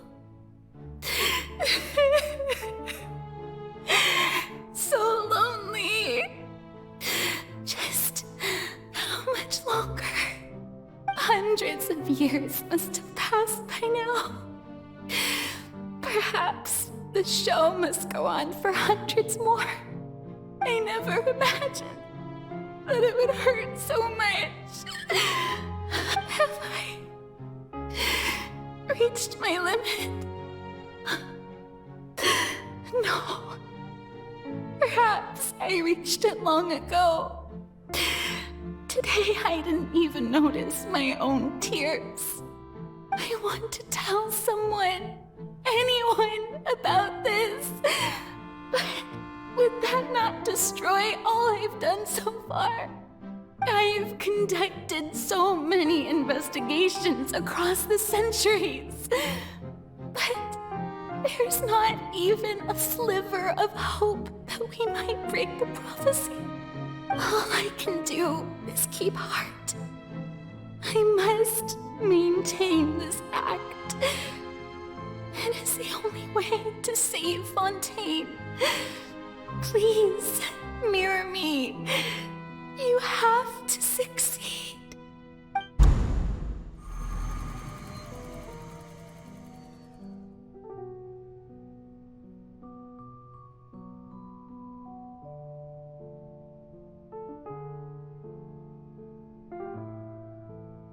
Farina, You don't have to shoulder this burden alone. Although I don't know what you might be keeping from everyone, your people are more than willing to share your burden with you.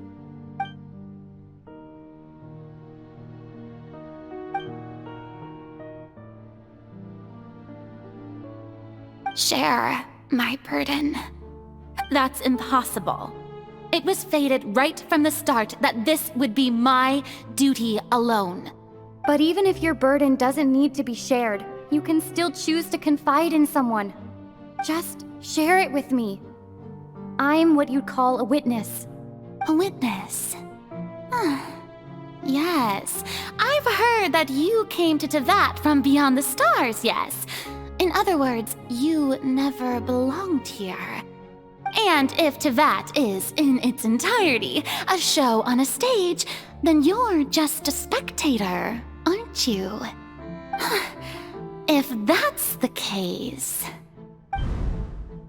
She's right. I could confide in her, couldn't I? But if things don't play out as expected, the people of Fontaine will be the ones to pay the price. No, Farina. You shouldn't be selfish. But what if it's really alright? Farina, you've worked so hard for so long. Surely it would be okay to put yourself first for once. Just this once. Is it such an outrageous thing to do anyway? To find someone in whom you can confide your frustrations and sorrows? Surely it could not hurt. If you let this opportunity slip through your fingers, it might never come by again. Think about it long and hard.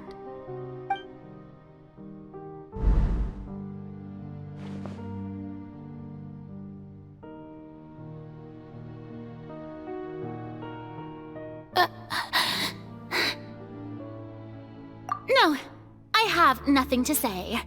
I am Farina, the Archon of Fontaine. Everything will surely get better. All you need to do, dear spectator, is to witness my performance until the curtains fall.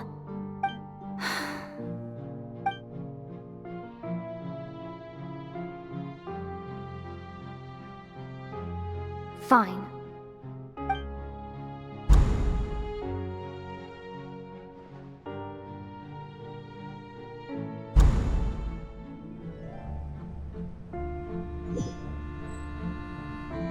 So even Farina doesn't know the truth? You've never once let her in on the full plan? Yes, it had to be done. To deceive the heavenly principles, you must first deceive yourself. She did very well. If she had let her resolve falter even once in these 5 centuries, Fontaine would have been doomed to the most tragic fate. It seems that trusting humanity was the right decision after all. I believe that I understand how your deception works, but that is only half the truth, is it not? How would you build on this foundation to save the people of Fontaine? That is the most important thing. Ah, good. Of course, the Iudex of Fontaine has pinpointed the crux of the issue. I'm sure you've long sensed that the Oratrice is no simple machine, yes? I've always suspected that it had its own consciousness. And Lenny did mention that he heard a human voice within the core chamber. It now seems that that person was you, hidden within the machine all along. Am I right? And then I became one with the Oratrice, taking Fontaine's gnosis with me. Yes, it would seem so, wouldn't it? Alas, your understanding of this device still lacks sufficient depth. In truth, it is no enactor of justice. It is, in fact, a device created to kill the god of justice. I beg your pardon? Oh, you have it. And to be more precise, not only will the Oratrice take down the god of justice, it will also take down the divine throne upon which she has been placed. I mean, did you think I would be the sort to enjoy peaceful repose while Farina suffered? My work over these last 500 years has been to constantly accumulate indemnitium within the oratories. But really, some have already discovered that only a small fraction of the energy generated by the device was ever used to provide power to Fontaine. The vast majority had to be, accumulated to enact this death sentence. It was all a part of your plan, then? Both the trial and the sentence? Indeed. This power, accrued over 5 centuries, could have sustained Fontainians for millennia had it only been used for that purpose. Almost all of it has now been stored within the oratories. But only power of this magnitude could hope to destroy the Hydro Archon's divine throne, shaking the rules established by Celestia, and breaking through the institution that is the Seven. So the Oratrice's call for death was for neither Farina nor Focalor, but for the Hydro Archon. The destruction of that divine throne. If I do not misunderstand your intent, you must be... returning what's rightfully yours to you, of course. In other words, this was all done to return the authority of the Hydro Archon to the Hydro Dragon of this planet. But...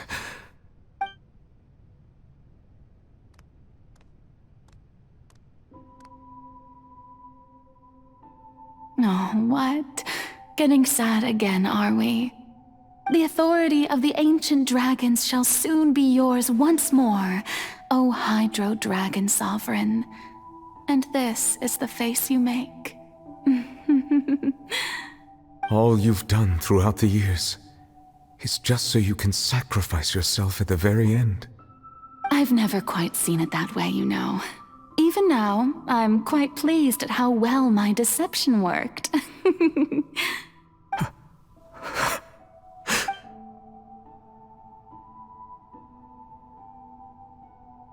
Hydro Dragon, don't cry. I must say, had it been within my rights, I would have loved to judge the heavenly principles themselves. Were they not guilty of essentially the same crime? Egeria stole the power of the primordial sea, and the heavenly principles stole the power you ancient dragons possessed. I, for my part, am the god of justice. And is it not just that your original powers should be returned to you? Speaking of justice, I have always believed that justice lies in the process of pursuing human existence itself. So, if the theft of the primordial sea's might was Fontaine's original sin, then, leaving matters of procedural right and wrong aside, the descent of the Fontainians as humans and their right to exist in this world would be Fontaine's original justice. In other words, existence was Egeria's justice, and to me, justice is the continuation of that existence. Defying the prophecy and ensuring that Fontaine's people shall live on, that should be the justice enthroned over all others.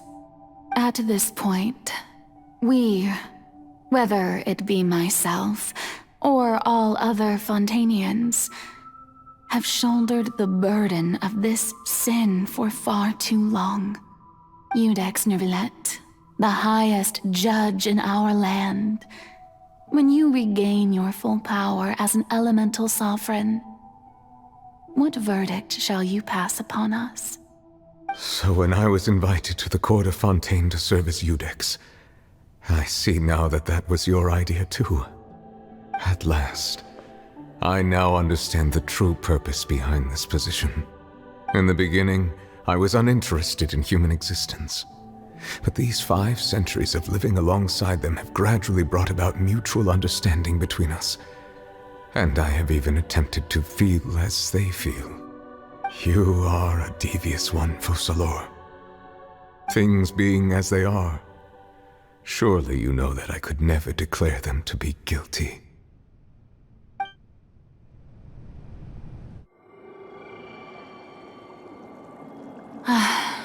The hour of my execution is almost here. For the sinner, the curtain call has come. I know I may not sound it, but faced with death, I find myself a little afraid.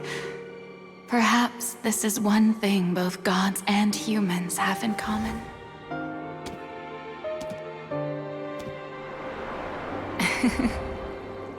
Farewell, Nervalette. I hope you've enjoyed the part you played these 500 years.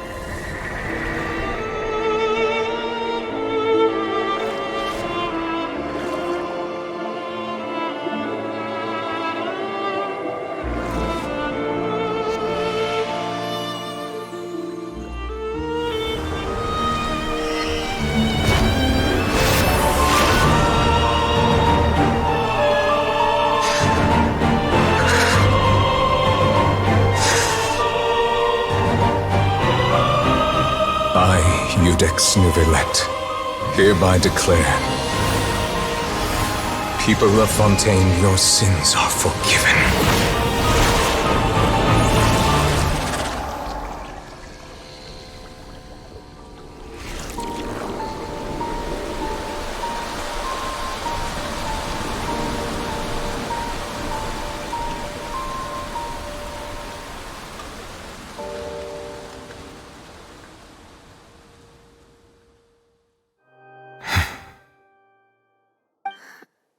What just happened? Has the death sentence been carried out? Was that bright light some sort of misdirection? I have a feeling that something huge just happened. But since we're all still alive and haven't been dissolved, I assume whatever happened was good for us. It's time to end this. We must mete out punishment to that beast. Didn't you say just a moment ago that it can't be defeated? I have gained the strength sufficient to deal with it. Through certain means, I now have the ability to separate the power of the Primordial Sea from that creature. We should seize the opportunity to pursue our quarry. Traveler, now that the oratories can no longer function, I require an executor to help me mete out justice. The root of the calamities befalling Fontaine, the beast that enacts the prophecy, its name is the all-devouring Narwhal. Come with me, traveler. The hour of execution has come.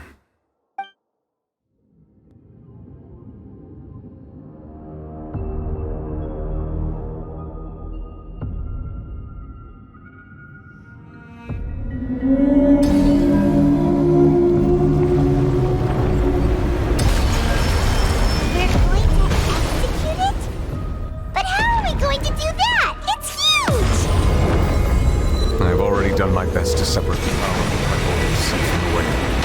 Considering the size of the beast, I cannot reach the power source.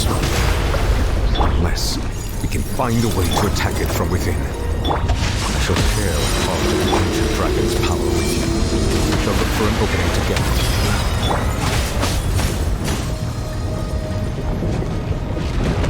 I can feel its sorrow turning into hostility. Position! The all-devouring narwhal cannot resist its instinct to devour. Continue to trigger its hostility, and a chance will present itself. All eyes on me!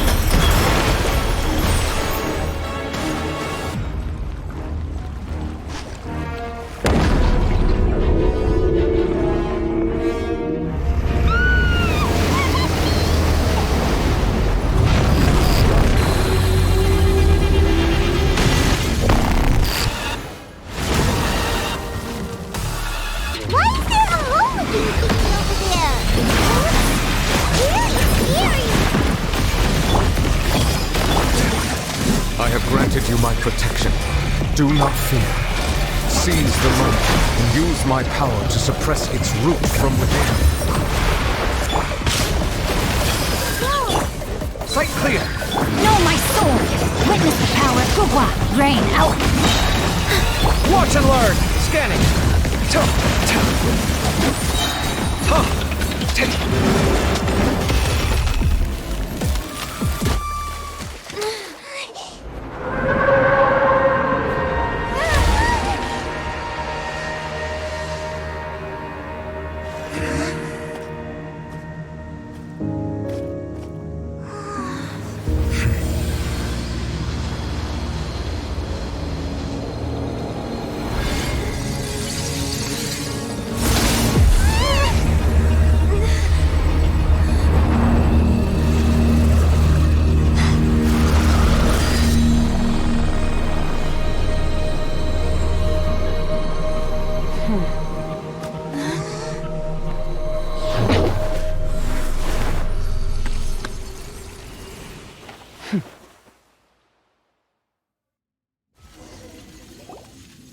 Thanks for helping with the cleanup.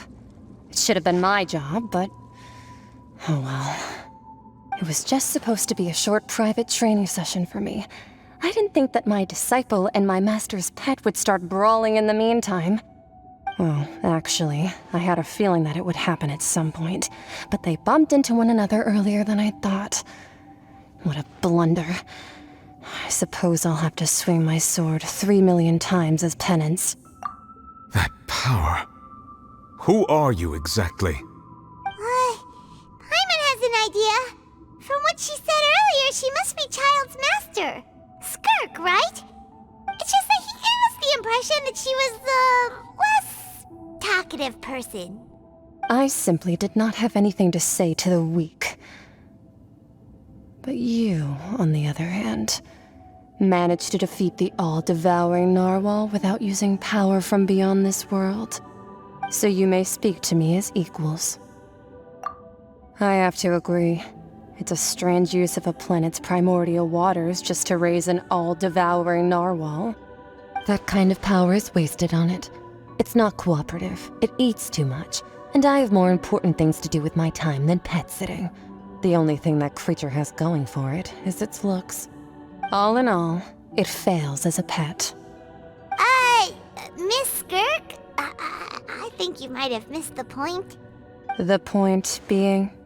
Well, being that this pet almost destroyed an entire nation. So what sort of person is your master? Well, Child's master's master. Wait, is that right? Oh, right. So you don't know him. Sorry, I assumed you did. His name is Sertologi. Huh?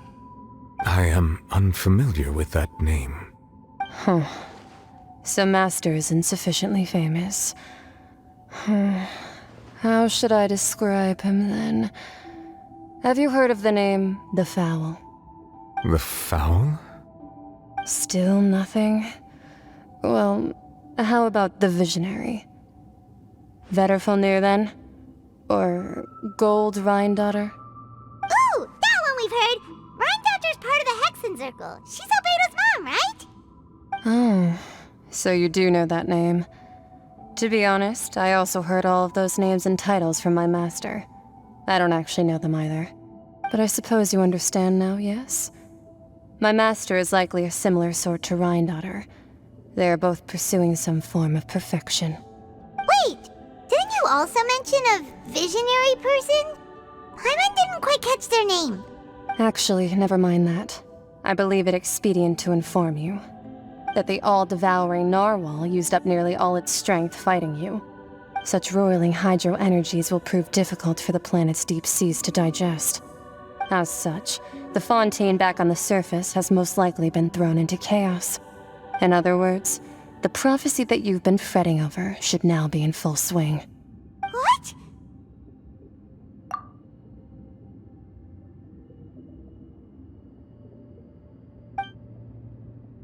Not to worry. Focalor has already managed to deceive the heavenly principles. In the end, the people will all be dissolved into the waters, and only Farina will remain, weeping on her throne.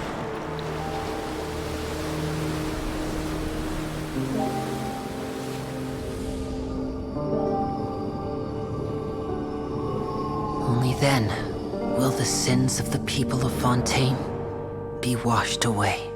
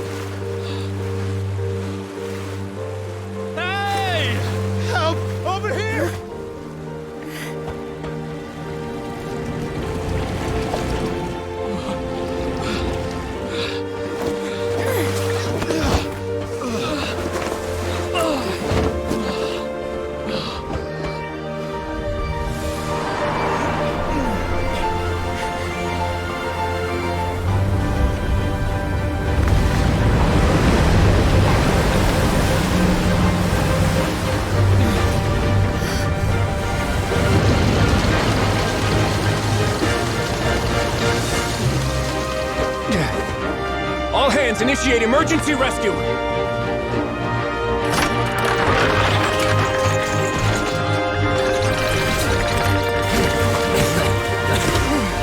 Hurry!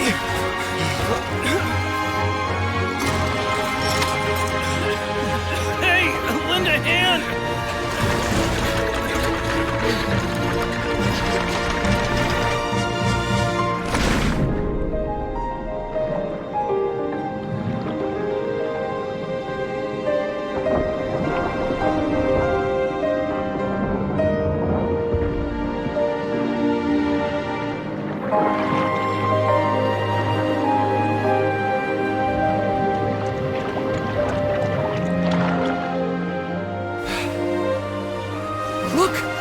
Receding!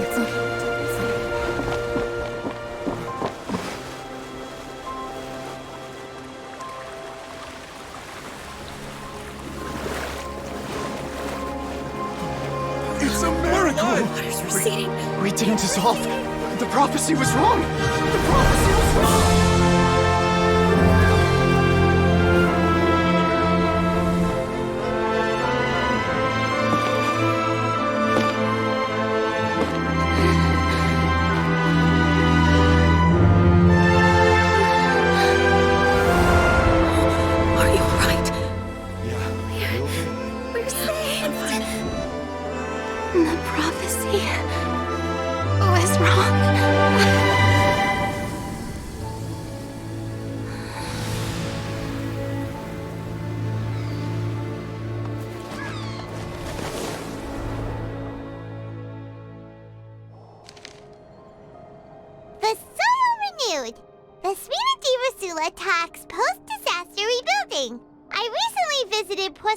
To meet with Miss Navia, spokesperson of the Spina di Rusula, and we spoke about Poisson's present and future. Old soil can still give birth to new bloom, Miss Navia stated. Hope is like seeing a small cookie when you're starving late at night. You just need a little of it. Skyship Winglet, Booner Bane of the Fontaine Research Institute. The various disputes that have arisen on account of Mr. Edwin have suddenly become a shield over the Institute, with Jurier turning out to be a once overlooked hidden gem. People always call the first researcher mad, but few know what to call the second. And should that latter person achieve a miracle, they would find it all the harder to find a word with which to classify him and his team. Wow! Paimon barely recognizes the people in the reports. Are those really Jurier and Navia? They sound like real big shots. What do you think? Pretty enthralling, huh? The Steambird's idea was pretty simple. With the disaster just having passed, we would print a free edition packed to the margins with good news to calm people down. The value for these big scoops lies in their inevitable follow-ups. We'll publish further reports and go into the stories behind those people. Edwin's assistant, Jurier, created a true flying ship, while Navia is leading people in the reconstruction of their home. I'm sure that these stories could draw even your well-traveled eye. Paimon's curious too! Wait a minute. Didn't we watch everything happen from start to finish? What's there to be curious about? And that's exactly why I'd like you to come conduct interviews with me. You're the best incubators of news, if you haven't noticed. And also, with you around, I'm sure I'll get to see that Duke. Are you sure? Hasn't he turned you down several times already? Oh, this time will be different. Come on, let's head to Poisson first, and then make a trip to the fortress. There are some things you'll only know when you get there. Navia! Oh, it's you. What brings you all here? Hey, we're just having a look around. I'm here to update myself on how things are going here. Oh, the Fatui are here too! Let me introduce you. This is Mr. Garunt Snežević. He represented the Knave in sending us a large amount of supplies, and is helping with our work. Our residents are hard at work as well. Thanks to everyone, work is progressing nicely. We've lost a lot of people, but we're moving forward. That will have to be enough. Hello, Miss Charlotte. I'm a big fan of yours. I especially like that article you wrote last year about Fontaine's stray cats. But if you don't mind, could you not emphasize our role too much in your report? It's not charity we're doing here. We just happen to share the same interests as the Spina. I get where you're coming from. I'll keep it as simple as possible. Or would you be willing to feature as friendly neighbors? That would be fine. Thanks. Oh, you're back too. How are things? We finished laying down the construction materials. It'll be another hour before the workers are able to go over there. Huh? You're here too, Clorinde? Well, her reputation's greatly risen after that whole duel business with Miss Farina, so she's here in Poisson to wait out the heat. All right. She really came here to help me out. There's too much to consider in the reconstruction of Poisson. The Spina has need of more decision-makers. And, well, I do already happen to be connected to Mr. Callis. Oh, wait just a moment. Do you mind me asking a few questions? You know, about how you felt before the duel, about what it was like facing down a god. There's lots of exciting material there, I bet. Forget it. I'm sure you can find a better theme than that, Miss Charlotte. I see you're the same as always. Couldn't you do me a favor, for Navia's sake? Well, if we're talking about doing things for my sake, you might as well just take a few more photos of me. Or of the Traveler. It's better than wasting time persuading Clorinde, at any rate. Of course I will. I'm not gonna let her off that easy. All right, then everyone who wants to be in the photo, gather up. And smile!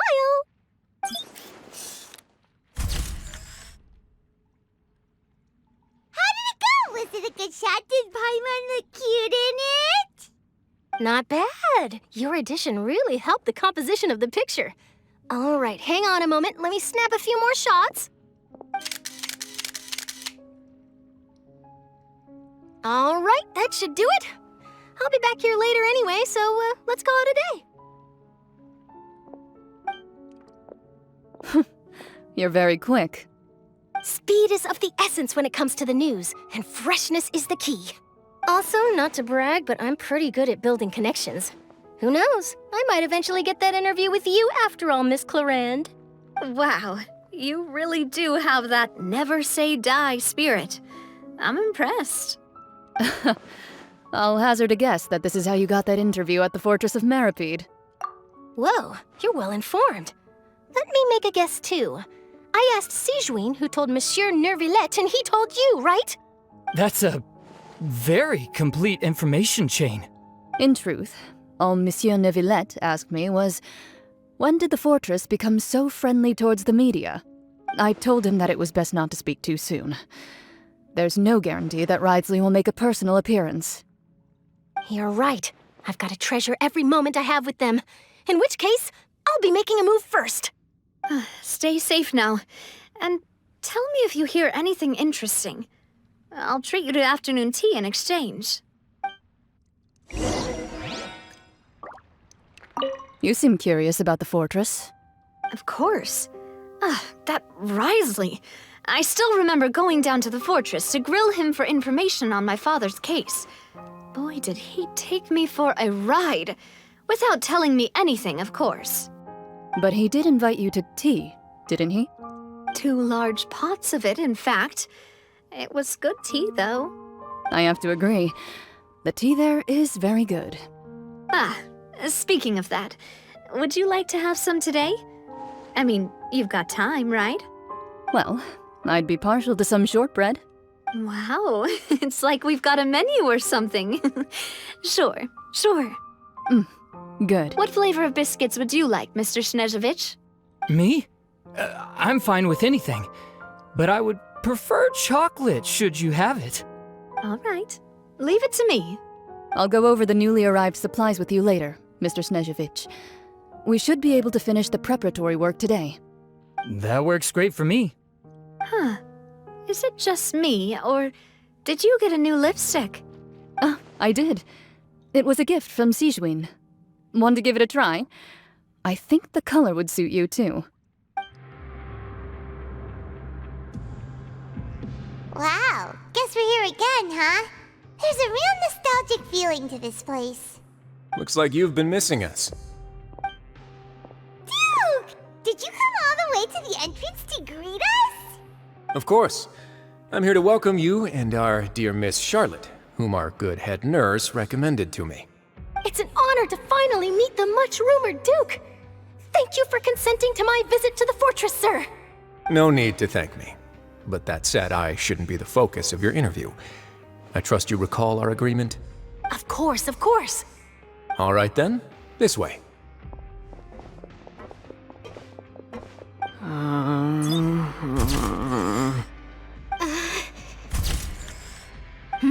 Hey, no need to be so nervous. I've already taken all the photos we need. Miss Charlotte, do these pictures really need to be published on the cover of the Steambird?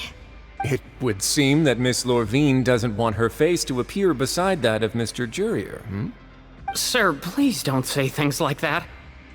But it looks like dear Mr. Jurier denies it. Might this interview be very important to you then?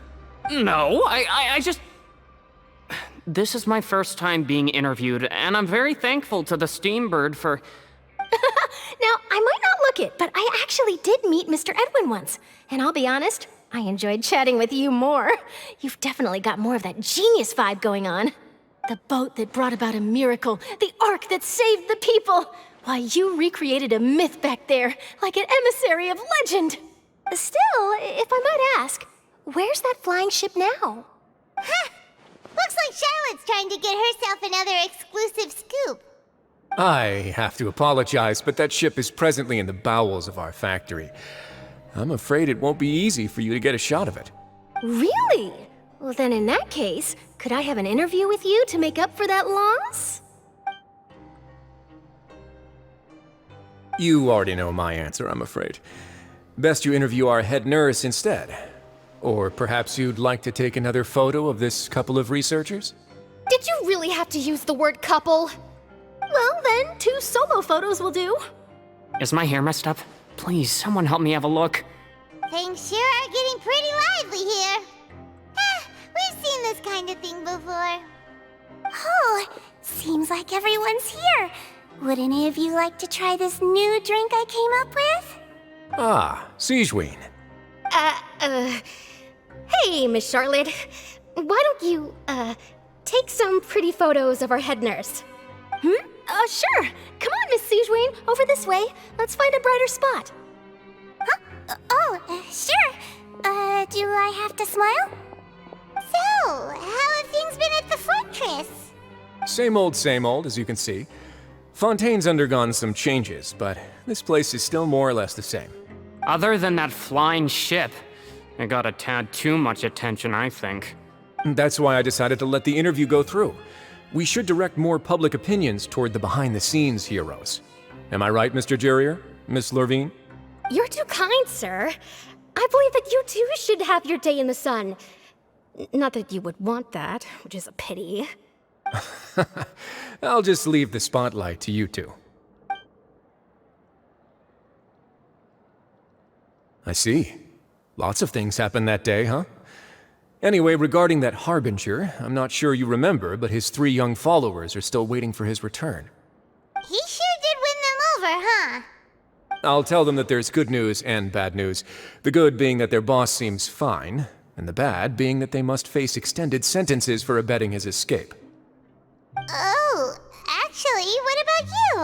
Are things gonna change for you too? What change can there be? The fortress will keep chugging along, and so will my duties. As to what Miss Furina's departure will mean for the nation, and if our laws and governance will be transformed, we'll leave those to the folks in the overworld. Hey everyone, the photo shoot's done. Good. In that case, let's call it a day here. Thanks for your cooperation. Come on, Traveler, let's go. Till next time, everyone. There'll be a next time? Maybe. Who knows? I might write a story about the underwater factory next time. Until then. All right, last stop, the docks. Oh, you know, I'd love to see you in one of Charlotte's photo shoots one day. Is that really necessary?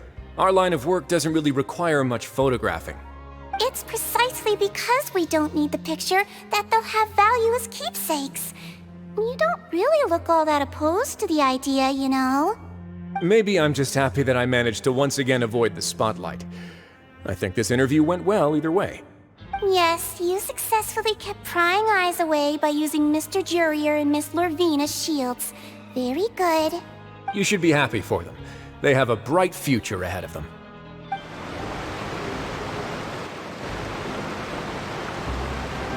They really are here! How did you know? Navia mentioned that she stayed in touch with Linny and the others after working together. Apparently, they've been at the docks distributing these strange pockets the whole time since. Traveler, Paimon. Ah, and Miss Charlotte, too. Would you like a magic pocket? What sort of gadget is it? It's a wondrous bag that can be used to carry many things. The water level has returned to normal, but if you see any of your things floating around, you can use this to carry them. Or you could trick a friend into doing it for you. Trick a friend? I wonder which of my friends would fall for that.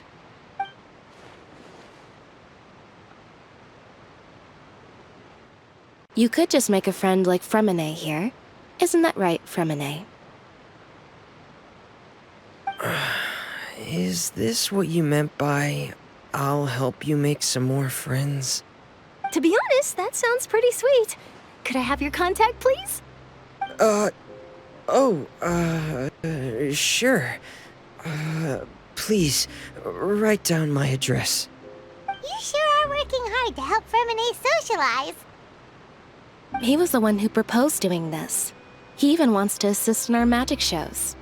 Yes, I was planning to first introduce Pear as an assistant, and later Fremine himself.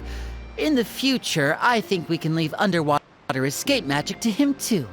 That said, would anyone want to see a diver escape underwater? Oh, it'll work out. Every journey begins with the first step. He'll become a part of our show eventually. Lynette, could you come over? Miss Charlotte says she wants to take a picture of us.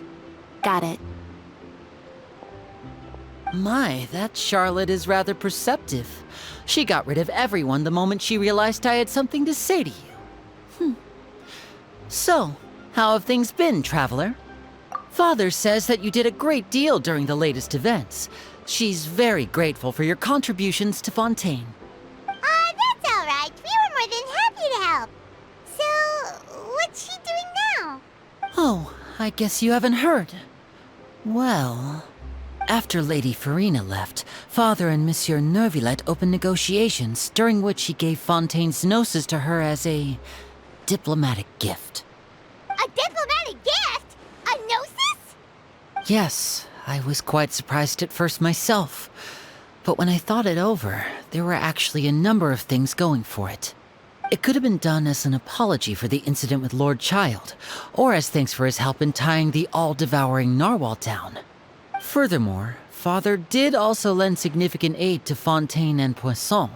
Well, that's true, but this is a gnosis we're talking about. Doesn't this seem a bit irresponsible? I would agree, but I've also heard that it seems that Monsieur Neuvillette has had a significant change of heart regarding the matter. So there's some reason for this that only Neuvillette knows about? I suspect you'll have to ask him about that yourself. Ah, yes, speaking of which, I did see him strolling around the entrance to the Fortress of Meripede a while back. Isn't he real busy and stuff? Paimon didn't think he'd have the time for that. But back to the topic. The gnosis was given to the knave, right? What about Child? They say that he's returned to Snezhnaya to recover from his wounds. I hear that the recent disaster really did a number on his health. That's true. When you think about it, we've had loads of run-ins with the Fatui. To think we'd be allied with them this time. So shocked by such a simple switching of sides?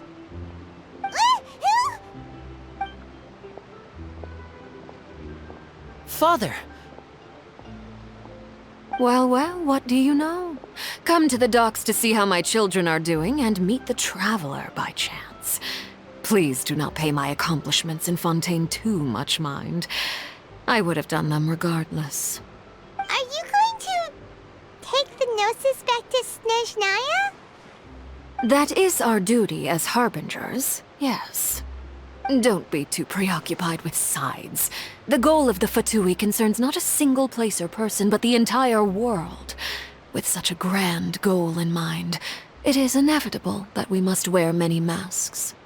Switching my masks is something I've always done. Well, that depends on many things. No one truly knows what the future holds. What good is honesty if you can't rely on it forever? As for you, I very much look forward to our next collaboration. Good things cannot be achieved alone, and you've proved yourselves to be great partners. A vision? All right. I'll remember to return it. Thank you for keeping it safe for him this entire time. And that's a wrap for me. Huh? You're... Greetings, Miss Journalist. Hello. If I'm not mistaken, there are diplomatic channels I'll need to report to take a photo of you. That is correct.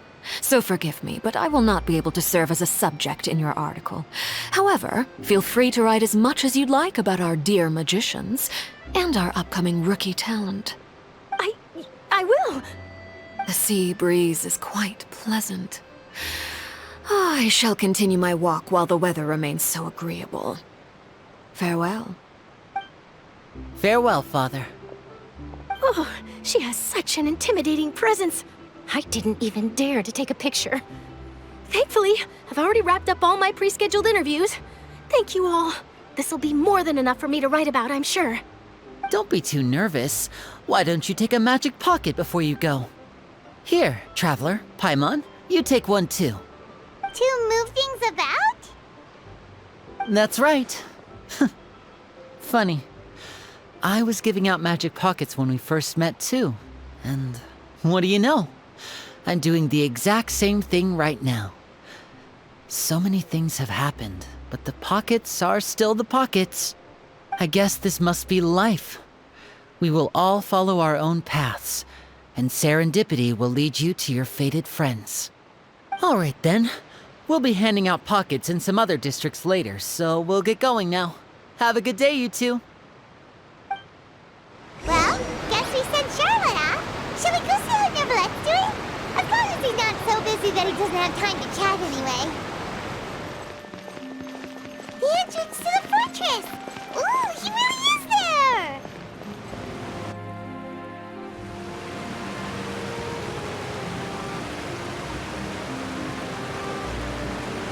So, you really are here, Neverlette! Paimon didn't think you were going to have free time this hour of the day. Really?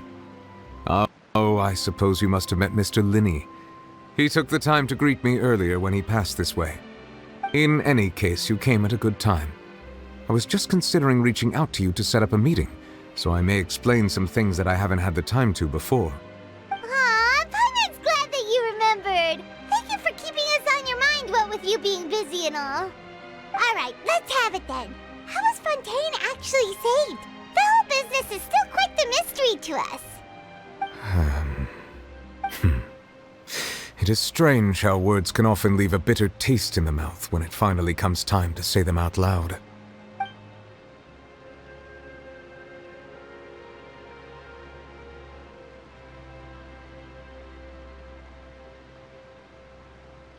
Whoa. So that's what happened? Focalor destroyed the divine throne of the Hydro Archon and restored your power to you, transforming you into a fully-fledged elemental dragon sovereign! But Paimon still doesn't quite get what you did to save the Fontainians from dissolving. For me, the authority of the ancient dragons refers to absolute control over the hydro element. Fontainians were incomplete humans born of Egeria's use of the power of the primordial sea, with constitutions similar to that of mimics. But so long as those primordial energies remain within them, I could use the ancient dragon's authority to grant them true blood, after the fashion in which life was first brought into being on this planet. In other words, when I gave my verdict, Fontainians became true humans, and thus would naturally no longer be dissolved by water from the primordial sea. Focalor must have counted on you to make that decision as well. Your verdict was the key to making the prophecy appear to have come true while saving everyone. Yeah, and in a manner of speaking, Focalor finally managed to fulfill the original Hydro Archon's wish to turn Oceanids into real people too! It seems from your expressions that you still have more things you wish to ask. Ask away. I will tell you the truth as I know it. I have investigated his case along many avenues, and I have learned that he once fell into an unknown chasm when he was young. There, by chance, he awakened the all-devouring narwhal. But whether it be by sentiment or reason, that should not have been enough to consider him the root cause of the disaster. At most, he would have had tangential liability. As for the judgment passed by the Oratrice during the trial, whether it was due to that liability by association or Focalor deliberately using him to buy time for us on the assumption that he would be able to hold the creature off, I cannot say. Guess Focalor had Fontainians in mind the whole time. In the end, it was thanks to her that they finally became real humans. Hang on a second. Paimon suddenly got another question. Back when Fontainians hadn't yet become real humans, were the children they had also transformed Oceanids? Life has always flowed like water. Do you recall how Fontainians would often come to the Fountain of Lucine to pray for children? Yeah! Lynette said the fountain is where all the waters in Fontaine converge. In truth, even those couples did not know that such prayers were no mere custom, but instead a form of ritual. Those Oceanids who were blessed within the spring water would later descend as new humans in the coming months. Paimon sorta gets it now. Either way, seems like this ritual won't be of any further use, but it'll probably live on as a local custom. Ask away. I will tell you the truth as I know it. Yeah, about that. Rise Ah, Lady Farina. The people are only aware that her death sentence has not been carried out. She abdicated the post of Hydro Archon and left affairs related to that title to me, before leaving the Opera House. I related Focalor's words to her faithfully and completely. After hearing them, she seemed neither saddened nor comforted. She simply said that she was tired and needed to rest. Having said that, she then packed her things and moved out of the Opera House, not unlike how an ordinary person might. But she's still got a place to stay, right? You need not worry. I will make arrangements to ensure that she will not want for food, clothing, board, or travel. In truth, I am somewhat happy for her. The wear and tear on her spirit will, of course, take time to heal. But now that she no longer has to play the role of Focalor the Hydro Archon, she can finally lay down her burdens and lead a normal life. What about you then? What are your plans now that you've regained your full powers as the Hydro Dragon? After Focalor passed on, the Oratrice also ceased to function. This matter will directly affect our trials. After much careful consideration, I've decided to take over its role in our courts. From now on, I shall hear cases and pass verdicts by myself. Looks like you're still considering stuff from the perspective of the Udex, huh? As an elemental dragon, there are indeed many things that I must do. But this power and this duty, in a manner of speaking, you could say that both were granted to me. As such, before I attend to my other responsibilities, I must first and foremost continue to serve Fontaine as its highest judge. The duty of the Hydro Sovereign and the duty of the Udex shall coexist within my person. Additionally, the Hydro Archon's departure has brought about another problem, which is that the Opera House shall no longer produce indemnitium. That's true. That power was derived from the people's faith in the Hydro Archon, wasn't it? Wait, but the various mechs and machines in the city are all still okay. Where are they getting their energy from? As I am now, I have full command over New Musia, and it can serve as a complete substitute. Another reason why I cannot quite leave Fontaine immediately. Wow. This ancient dragon's authority stuff is really quite useful, huh? Ask away. I will tell you the truth as I know it.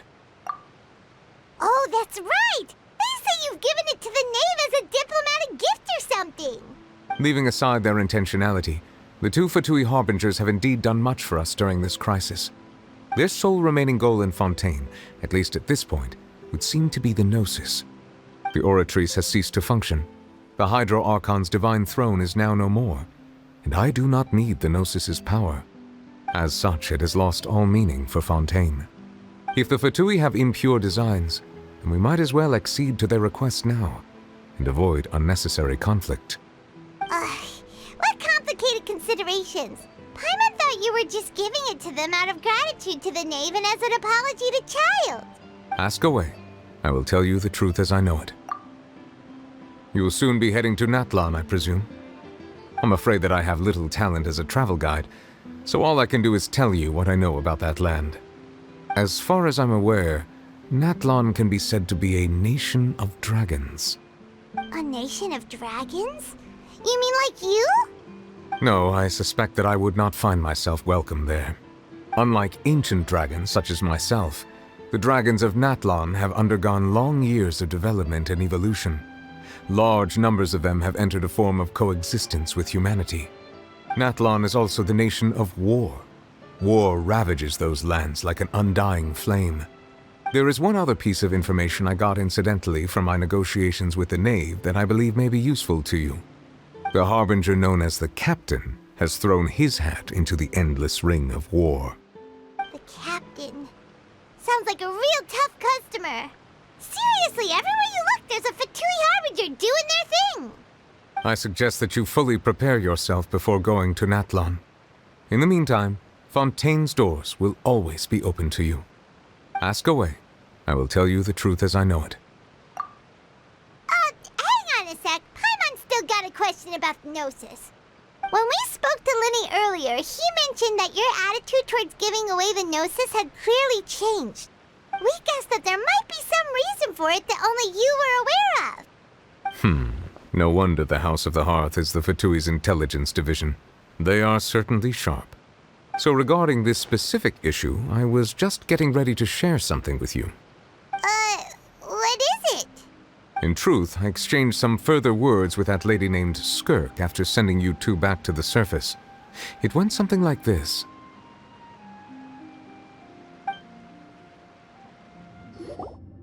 Well, we're going to head topside to see what's going on. You hurry over soon as well, all right, Nervalet? What next? The all-devouring narwhal isn't here, so I'm no longer getting any interference. I can finally catch the scent of your power, what it's made of. It is the authority of the planet's primordial dragons, but with something very similar to a god's curse mixed in. It's quite a novel blend. I'm sure I've encountered something like this before. What was it again? I do not know what you speak of. Of course. How could I forget? You should have the remains of the third descender on your person, yes? Remains? I've never heard of any such thing. According to your parlance, I believe it may be called a gnosis. Well, that much is true. After Focalor's divinity faded, she handed her gnosis to me. But I fear I have never heard of it described in the manner that you just did. I've been training with my master, the Foul, ever since I was young, and I have never returned to the surface since. So most of the information I possess, I got from him. It is only natural for those who are greater than humanity to possess a different sort of common sense, which is why there are so many problems in our attempts to communicate with humans. Regardless, you should probably get rid of objects of misfortune to prevent any disasters from befalling you. To live in itself is a blessing. But once a person dies, the bonds he once had with this world shall all turn to curses. What do you mean by that? No need to fret. These are just my personal thoughts, and my reason for no longer wishing to return to the surface. This third descender you refer to, who are they? And when did they die? Master never mentioned them to me. Perhaps it just wasn't that important for me to know. If you're interested, though, I could ask him. I'll be sure to pass the answer on to you next time. Next time? You believe we will meet again? I do. Wait. I have a disciple of my own, don't I? He can be the messenger then? That's what she told me. Whether it would prove useful or not, I wanted to pass that information on to you. The remains of the third descender? So that's what the Gnosis actually are. Paimon just thought they looked like chess pieces. How could they be a person's remains? All the same, assuming that there was no misunderstanding or special metaphor at play, that is what she meant to say.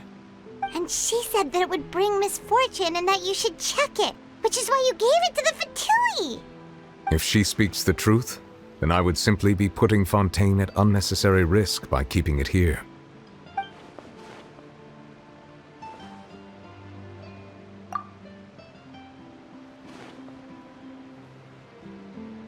I had guessed that you might already be familiar with this concept, but I did not expect you to be one of them. That means that the Gnosis, which are exceedingly element-compatible and can even enhance elemental abilities, do indeed come from the third descender. I wonder, does your body also possess similar properties? Like being able to use elemental powers without a vision. That does sort of count as special compatibility, right? No, let's not think about this stuff right now. It just feels creepy. Comparing the Traveler to the dead third descender and all. That's what you say, but this topic still feels like bad luck. Once Child recovers, let's get some more answers out of him. Or go look for his master and get the answers that way. I too believe it unwise to make too many blind guesses when information is lacking. The same is true of being at court. All right. Whatever the case, it seems like the crisis here in Fontaine's over for now. Yes. All of Focalor's efforts were for this moment as well. But she sacrificed herself in the end as a god, and she suffered through all those years as a human. Was that really what she wanted? suppose that would be the mystery of a god's will. I suspect not. But once in a while, I too would guess that if wishes were like the clouds in the sky, they will one day return to the earth as raindrops. Life flows like water, and rain is the final answer. The water levels may sometimes tilt one way or another, but the rain falls fairly upon all. And what, ultimately, is the difference between the rains that fall upon all of us?